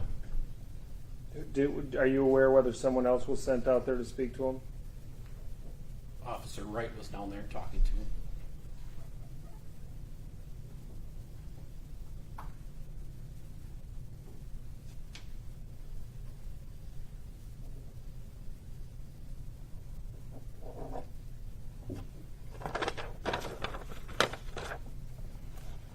And that autopsy result, what was the actual, forget the manner of death, what was the actual cause of death on that? Multiple gunshot wounds to the legs. And what was the type, there's two types of gunshot wounds, isn't there? There's an arterial gunshot wound and a venous gunshot wound. Is that correct? I'll take your word for it. I don't recall that. Have you dealt with both types of wounds? I have not. Do you know the difference between an artery and a vein? I do. And what would the difference be? The artery carries the blood back to the heart, or away from the heart, and the veins carry it back to the heart. And is there a difference in the pressure of both of those two different types of blood vessels? There is. What's the difference? As far as how the heart pumps the blood out, there's more pressure on the arteries. So is that a fair statement that an arterial wound is obviously much more dangerous to receive than a venous wound? Correct. How many cases have you dealt with where someone died of a venous wound? This is the only shooting case I have ever dealt with as a detective. And Mr. Jernigan's wound was also venous in nature, correct? Yes. And you learned through your investigation and from statements from people and from things that happened at the hospital and your review of medical records that pressure was applied to that wound, correct? Yes. In fact, someone had put a tourniquet on it right off, relatively quickly. I don't believe a tourniquet was used. I don't recall that being. I remember it being wrapped. Right, by a piece of clothing to be used as a makeshift tourniquet. Correct. Both somebody's underwear and somebody's shirt. Yes. Matthew Grinages. Was there ever a relation to you, or did you ever learn about whether there was any tourniquet put on Mr. Wilson? There was no indication of that. No. And his wound was actually very similar in nature, that being a leg wound of a vein, to Mr. Jernigan's. Is that correct? I don't recall exactly what Mr. Wilson's was. Do you want to read the autopsy report to tell me whether that refreshes your recollection, and let me know when you're done?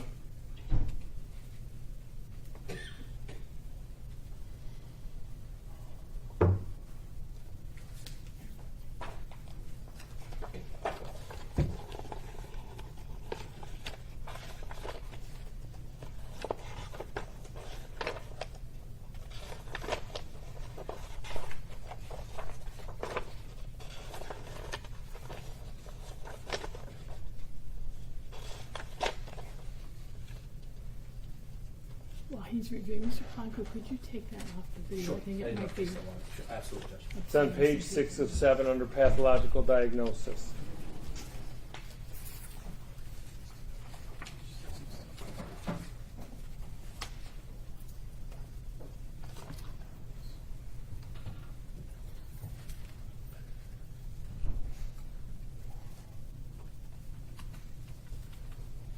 I'd specifically direct your attention to paragraph 1A, little b. Do you see that one? And Correct. after you've reviewed it, please let me know. Yes. How many autopsies have you ever read in your course of the profession as a detective? Less than a handful, probably 3 or 4. And were those from suicides, or were they from... Have you ever had a homicide case? As a detective? Yes. No. So is it fair to say that the autopsies that you've read have not been from homicides? Correct. Do you know whether or not a medical report should talk about the specifics of what happened to the particular blood vessel that's the particular conclusion as to the cause of death? object to speculation foundation. How does he have that knowledge as to what medical reports would contain as a law enforcement official? And I guess that goes to my responses. That goes to the exact reason why I would need to speak to a medical examiner.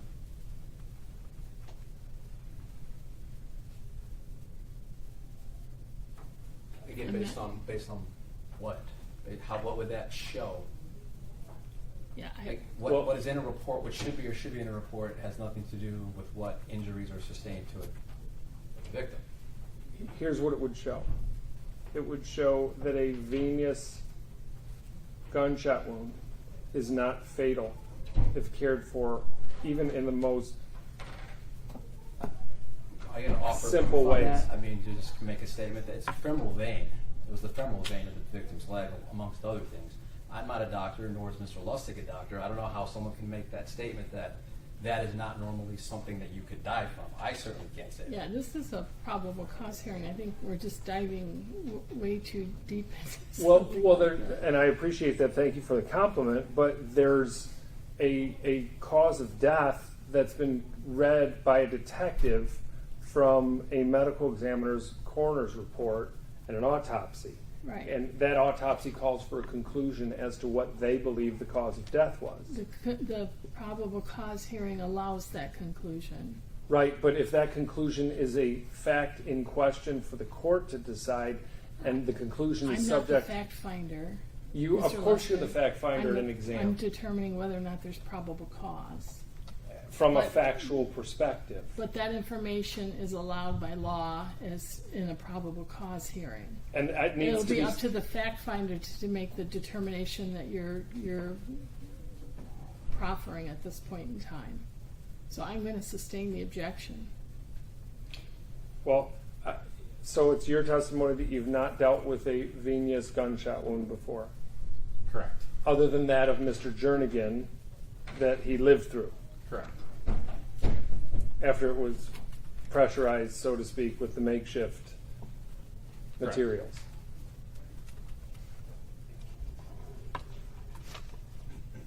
That's not an arterial wound, correct? Correct. That would be the one on Mr. Wilson. Did you have a chance to speak to the medical examiner before the report was generated? I did not. Did the medical examiner call you and say, hey, do you have a factual background as to this? He did not call me, no. Did he call anyone at the White Lake Police Department? He might have called Detective Wagamaker, who was also helping with that, but I don't know that for a fact. Would that type of information normally be contained in a police report? It could be, yes. As an officer in charge, is it your duty to assign people or have people amend or add to their reports if you have information that you want in that report? If it's needed, yes. Did you determine after reviewing reports that there was any additional information that was needed? I probably did, but I don't recall what exactly. Were you surprised to see that the femoral vein wound had caused this type of damage in someone? Relevance as to his feelings about how this death occurred. Judge, may we approach for one moment? Yeah, you may. You're going way out of bounds on this. Judge, look, you're the one that put the tether on the guy. His office is the one that charged him with a very strange set of facts with his own home. Yeah, but this is a probable cause hearing. I'm not trying the case. You're getting into fact finding and whether or not the jury or the fact finder's going to make those decisions. He's allowed to bring in the reports and everything for probable cause. I don't make a determination. Well, then here's what I would The only suggest. thing that you can go into is credibility, and there's no credibility issues with that. Then I want to call the medical examiner. Well, you can't. I'm not going to let you. Well, then I'll make the objection, and then I'll You have a can Sixth make Amendment it. issue with Judge O'Brien again. Well, you That's can fine. make that, but there is I'm gonna make the they're argument. allowed to bring in the report as part.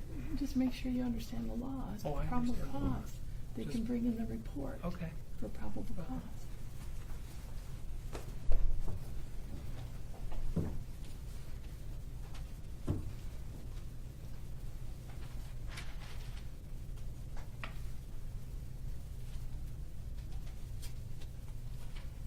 Judge, I don't have any further questions for Detective Swallwell. All right, thank you. Any redirect? Yes, Your Honor. Thank you. Detective Swallwell, you were asked a question about whether you told Mr. Knapton to beef up security. Do you recall that? Beef up security at his home? I don't recall that. No. Did you ever tell him to beef up his security at his home? I don't believe so, but I don't recall. Okay.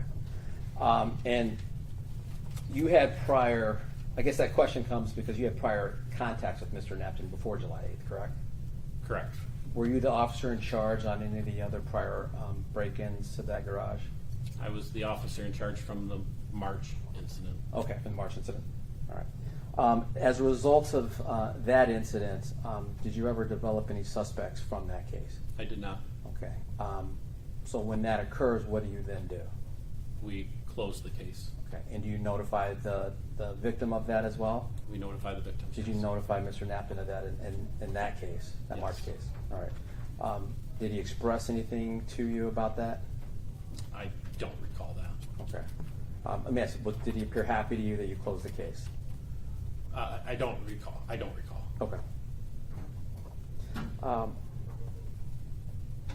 Now that garage, going back to July 8th that we saw in that video, there's a car parked in that driveway, is that correct? Yes.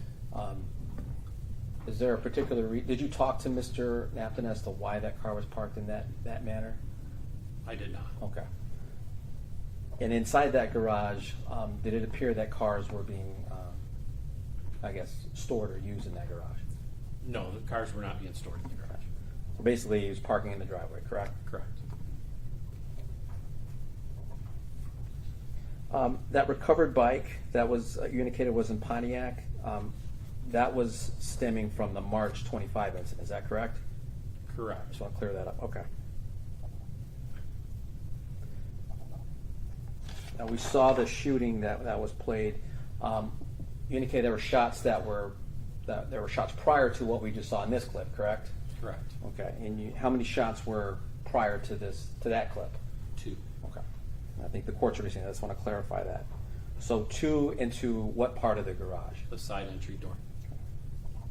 And in that video, do you see any of those suspects coming towards or threatening Mr. Knapton? I do not. Okay. In fact, where are they going from that scene? Away. That's objections to speculation. Where do you see them going on that video? I see them traveling south away from the garage. Okay. Is Mr. Knapton shooting at them as they're traveling south from that garage? Yes.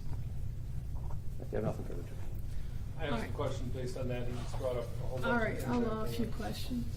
As they're traveling south, is there any way for Mr. Knapton to know or not know that they're going to stop and turn around and shoot a gun? No. Is there a reason with the third time someone's robbing a home to indicate to a homeowner that someone would or wouldn't be armed? No. Is there any reason that you know of why Mr. Palaka would ask you about a car being parked? Does that have something to do with the angle of the shot or protection of the garage? I do not know. Or to create a problem that someone that's robbing a home of motorcycles? I do not know.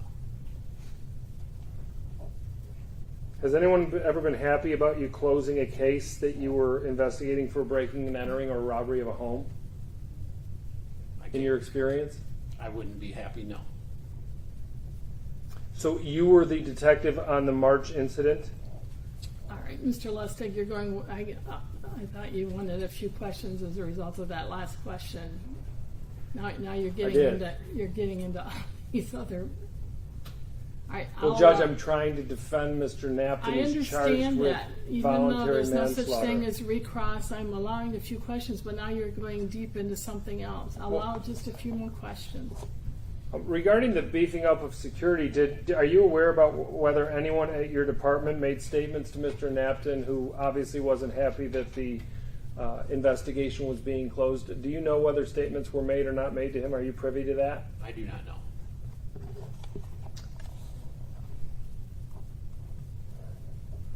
During the second incident, was there a padlock on the channel of the garage that we talked about?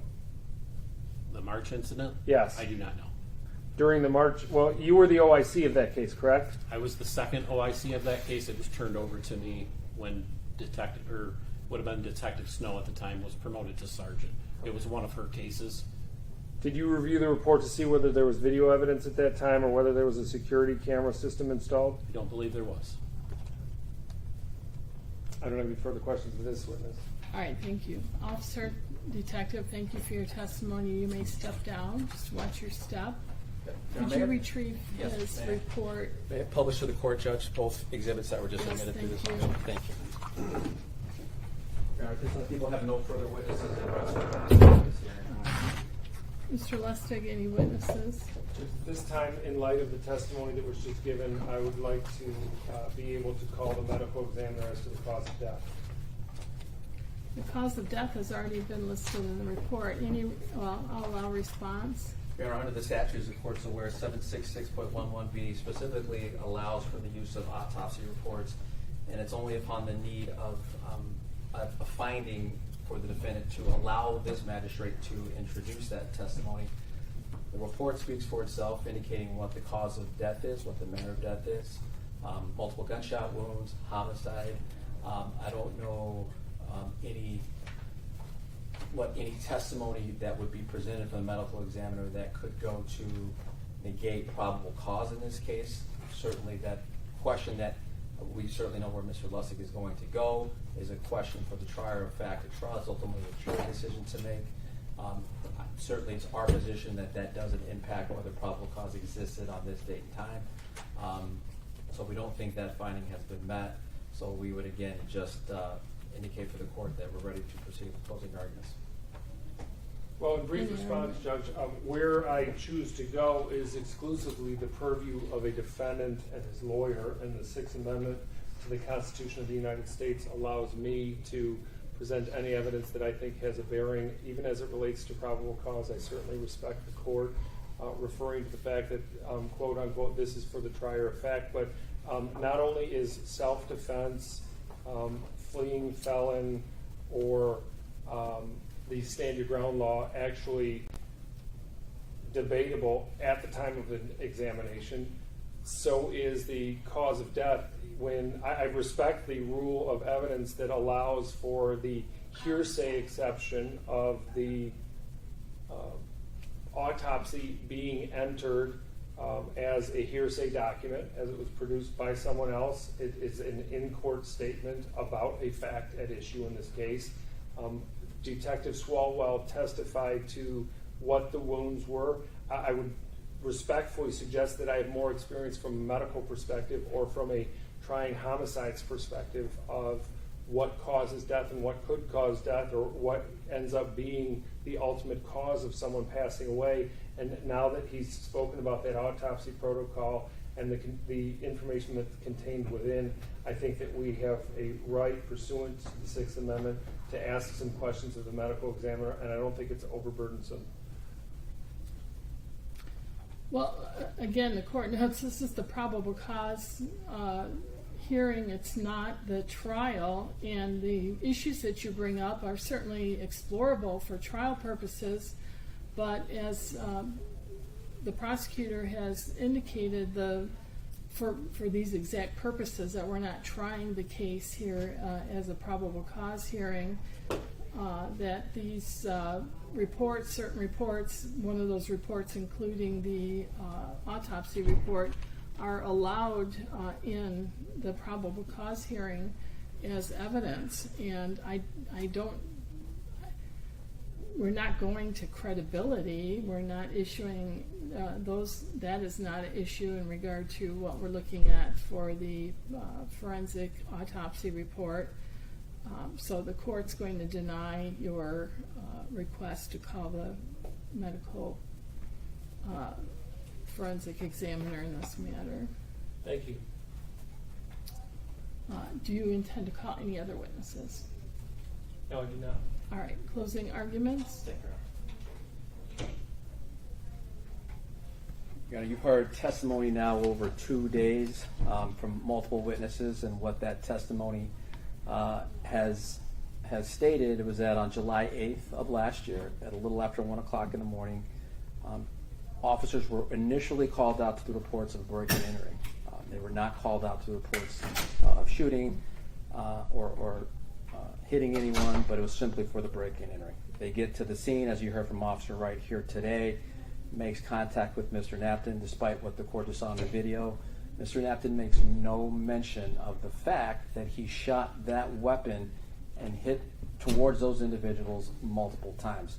In fact, as he indicated, it was only after Officer Kazmika relayed to Officer Wright that there was evidence of a shooting that then Mr. Knapton then disclosed, hey, I had to protect myself, and used the words myself and my property. Now, the court is obviously aware that that area in question that these individuals were at is a detached garage.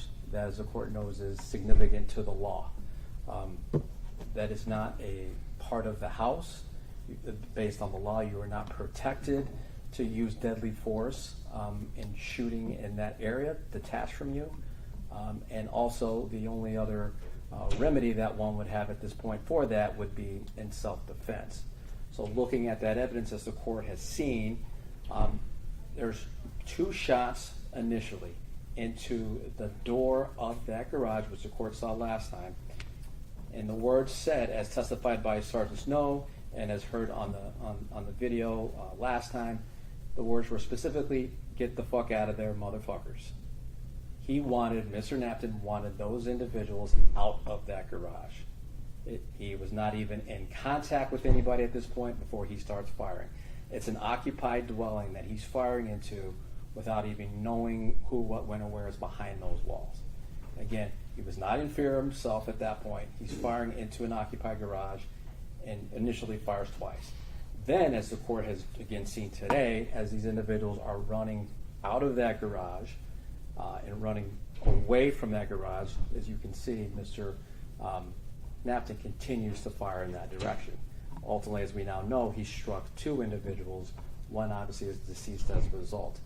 Based on the evidence from that DNA report and based on the testimony and the photographs, Mr. Savon Wilson was injured inside that garage. There's blood in that garage. The DNA confirms that. He was shot initially from those first 2 shots. As, again, everyone else is running away, obviously Mr. Jerningen gets hit there as well, as evidenced by what Mr. Officer Wright said here today, being treated for his wounds. So again, you got 2 gunshot victims. Neither one of them at that time are having any face-to-face contact with the defendant, Mr. Knapton. Again, those things are important. So we have that situation being said, Judge. Initially, again, not having disclosed that information to Officer Wright, it comes minutes later after they're there. Does he disclose that he's been shot? You then go back to the video, and other officers testified previously that Mr. Knapton hadn't even reviewed that before even going out there that day. Again, he's leaving the confines, the safety of his home, injecting himself outside and making contact with these individuals. As Officer Wright testified again today, he was alerted by an alarm. There's no evidence that he first called police before going out there. He gets alerted by the alarm, and then he goes out there. And that, again, injecting himself into that, removing any protections from his home as he has at that point. He goes out and then begins to shoot. What he now learned was that that garage had been beefed up, so to speak, as there was a padlock that was put on that garage. And again, presumably arguing for the purposes of preventing exactly what he was hoping to prevent, somebody stealing those dirt bikes.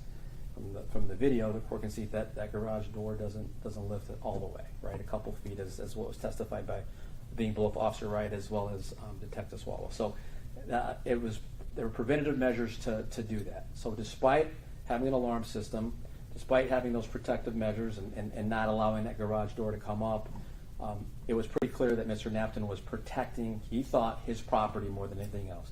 Get the fuck out of there, motherfuckers, and that's why he shot. That's why he shot. That was the intention on that day. So again, Judge, with that intention, the defendant has been charged, and with that evidence, the defendant has been charged with the 4 offenses that we have here today. The voluntary manslaughter, or the statutory short form, which is voluntary manslaughter, assault GBH of Jerome Jernigan, and the 2 felony firearm counts.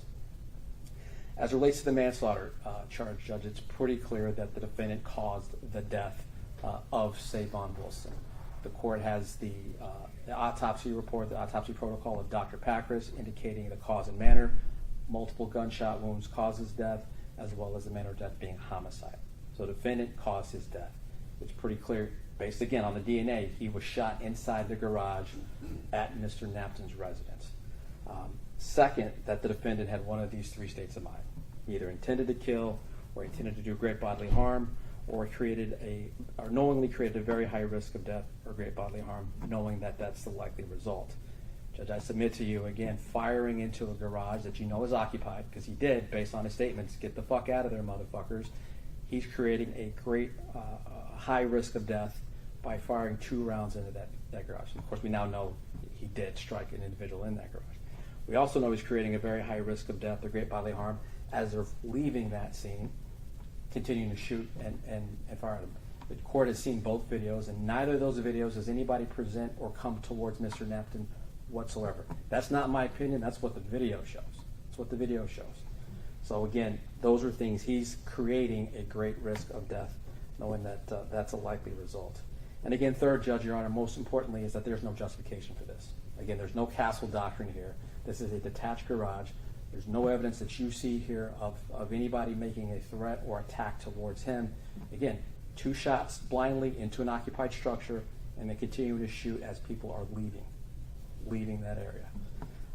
So again, we believe we've met our burden on manslaughter by a probable cause standard. Again, secondly, the court is now aware a gun was used in that, so the felony firearm should attach. We now know there's a second victim, Joe Jernigan, who was obviously, as Detective Swallwell indicated, was at the scene there as well, who was also suffered gunshot wounds as a result of that. His count is the assault GBH.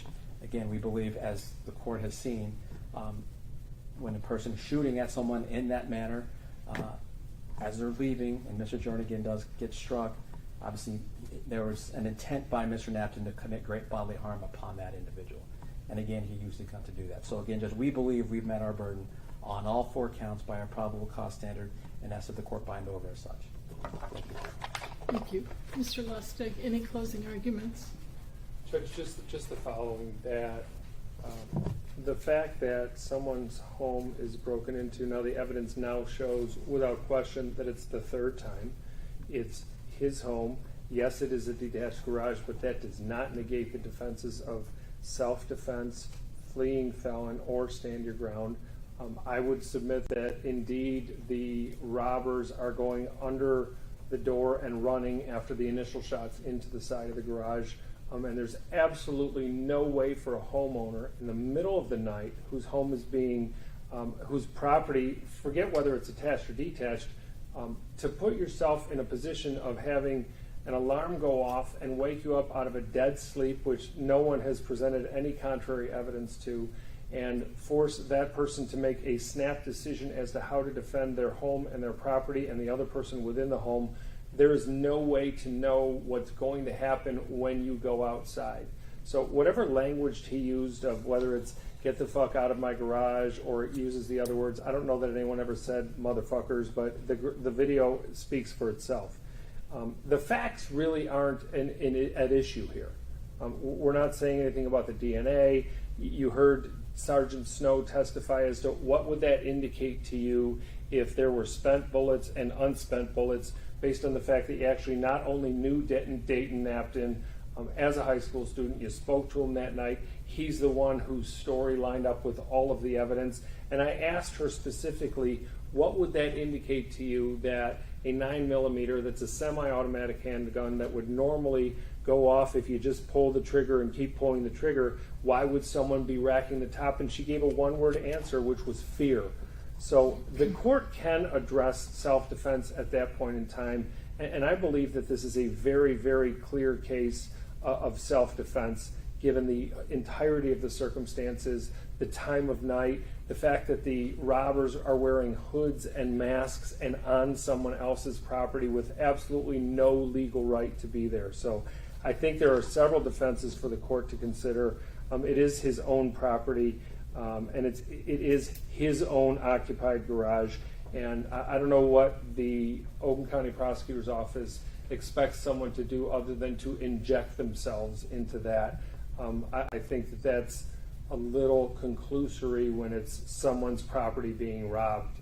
I mean, is the suggestion that this person's supposed to sit inside and hide in the closet as the alarm's going off. People react to things in different ways, and this is a group of more than one, in fact, 7 individuals on your property in the middle of the night, and I think it's completely reasonable. Any final argument?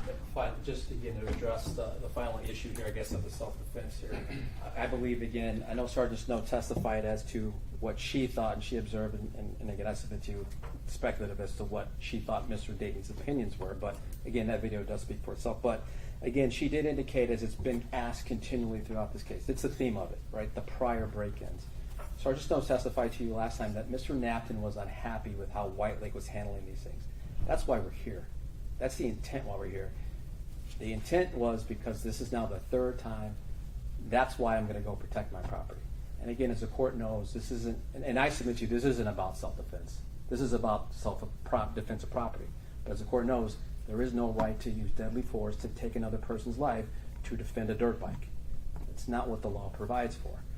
So again, with that being said, Judge, again, it's pretty clear Mr. Knapton was not happy with how things were handling it. Right, how White Lake was handling his situation. So he took these measures and took them into his own hands. He padlocked the overhead door so that the motorcycles couldn't be easily taken out of that. He locked that side door. So again, people couldn't easily get into that garage. And he took those measures. He had an alarm system installed. And again, the first thing that happens is he takes his gun, goes out, fires into that garage.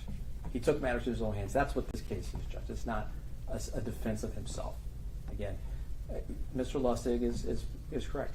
Your people are oftentimes not necessarily required to do nothing when someone breaks into their property. We're not suggesting that. I'm not suggesting that. But I'm not suggesting that you use deadly force in leaving your home to go out to protect the dirt bike in your detached garage. So again, we believe, again, self-defense is an argument that could be made, but that's an issue for the trier of fact. We believe, again, we have met our burden by a probable cause standard and ask the court bind over as such. All right, thank you. The court has heard the testimony in this matter as well as viewed the evidence that was presented. I do find that the prosecution has met his burden as to all 4 counts in this matter of probable cause. I am going to bind these matters over to circuit court for further proceedings. Obviously, this is a very difficult case because you do have some empathy and sympathy for the defendant, understanding that his property had been broken into. The testimony looks like at least twice prior to this incident. Understanding, and there could have certainly been some real fear on that evening, but the court also notes that the law does not allow you to use deadly force to protect your property. In this particular case, it was a detached garage. The defendant in this case put himself in the situation. The self-defense argument becomes more difficult when the video shows and the evidence shows that he shot into the garage blindly twice before any of the people, the burglars or the people inside, exited. The video, the evidence that being the video, clearly shows that he was shooting at the people who were inside in the garage, the people who were attempting to burgle the garage. He was shooting at them as they were running away. So that, in and of itself, is certainly probable cause to show that he did intend great bodily harm. In this particular case, as to count 1, as part of the actions, there was a death, and Mr. Wilson died as a result of the shooting. Which is shown by the evidence, again, that being the autopsy report and the testimony that was given by the police officers. There was a 9mm gun that was used by the defendant, therefore count 2 has reached its probable cause standard. Count 3, Mr. Jernigan was shot in the leg with the 9mm as the evidence was shown through testimony. in this matter. So count 3 is also reached by probable cause, and again, it was the 9mm gun that Mr. Knapton used in shooting at the people who were inside his garage. So I do find probable cause has been reached as to all 4 counts. I'm going to bind those matters over to circuit court for further proceedings. Judge, may we address one aspect of bond? Yes.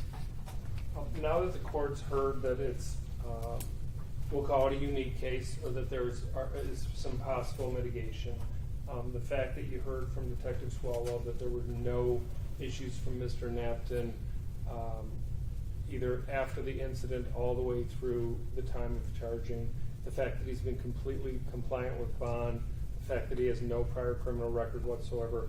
May I ask the court whether the GPS, there's also been no allegations of any contact with any other person or any of the assailants or any of the witnesses, that the GPS tether at this point in time be removed. He is basically at home and goes to work and would like to recreate for the summer. He has complied with every single aspect that the court asked at this point in time, and now that the court has heard the facts of the case, there's a significant financial bond posted that is in the balance should there be any missteps. There's no risk of flight, and he's been at every court appearance on time and appropriate. He has no indications of dodging anything. So at this point in time, I think it's appropriate to make the motion to remove the GPS tether. Mr. Blanco, any response? Your Honor, my position remains unchanged. I think I'd ask the bond be continued. I think the court has made allowances for the things that Mr. Knapp does need to do and had needed to do, so I'd ask again that it continue this time.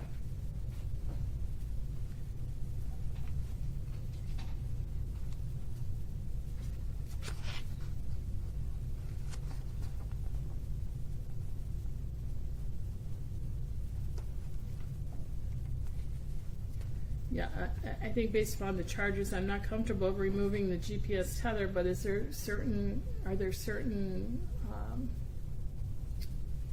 recreational activities or something he wants to be involved in? I mean, there are, and here's the problem. Obviously, he'd like to ride the dirt bikes that haven't been stolen that he still owns. But here, I understand what the purposes of bond are, and you have to consider the seriousness of charges. But the main 2 purposes are A, to require the reappearance of a defendant at a court hearing or risk of flight, and B, the protection of the public. He doesn't own any handguns. Everything was turned in to the White Lake Police Department. They were all registered appropriately at the time. This is obviously a scenario that forced itself upon him, that he was forced to react to. So, I mean, the purposes of bond or the reasons behind it really don't kind of match at this point in time the continuation of the tether. And it's really burdensome every single time there's an issue, or he wants to go to my office, or he needs to go to the gym or whatnot. It's really difficult to get a hold of the GPS and pretrial services. It's not the most efficient of bureaucratic arms. So at this point in time, I don't think he's shown any indication to cause concern. There's certainly none of this behavior has happened before. There's been no assaultive behavior in his history. No one's alleging that he's chasing anyone around Pontiac or talking to witnesses or bothering families. And it's a really unfortunate situation for all parties involved, including him, who's actually the victim of a crime to which people have already pled guilty. So in terms of like the specifics of the recreation, it's just kind of a huge, I understand that bond, it's a right, but there are certain concerns that the court has, but I don't know that the GPS tether is really addressing the concerns. I think the amount of the bond is significant to address the specifics of the court's concerns with the seriousness of the charges. Well, I'm just noting that I have allowed certain liberties with the bond to allow him to go to and from his parents' home. He's supposed to be able to see you, any medical and travel to and from work, and any specific requests that he's asked for, I don't think I've denied. So I do find he's in compliance, but I think the bond is appropriate in this matter, and I think that because of the seriousness and the allegations, I think a GPS tether is appropriate too. So I'm going to deny your request to remove that GPS tether, you certainly can bring it up before the circuit court judge. Thank you.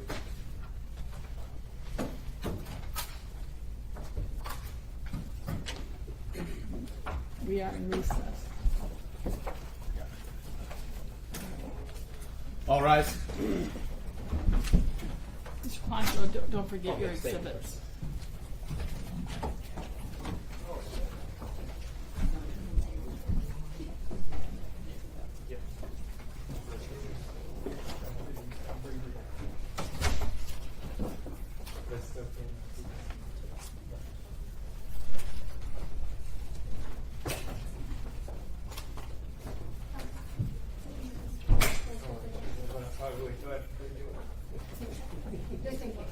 If they do it first, I pay the copying fee, right?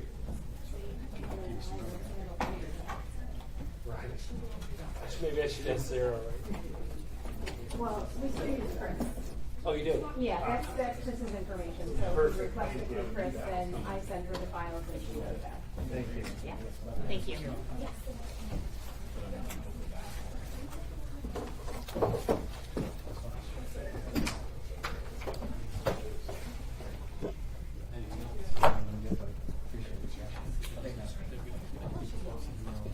You need this is you as well.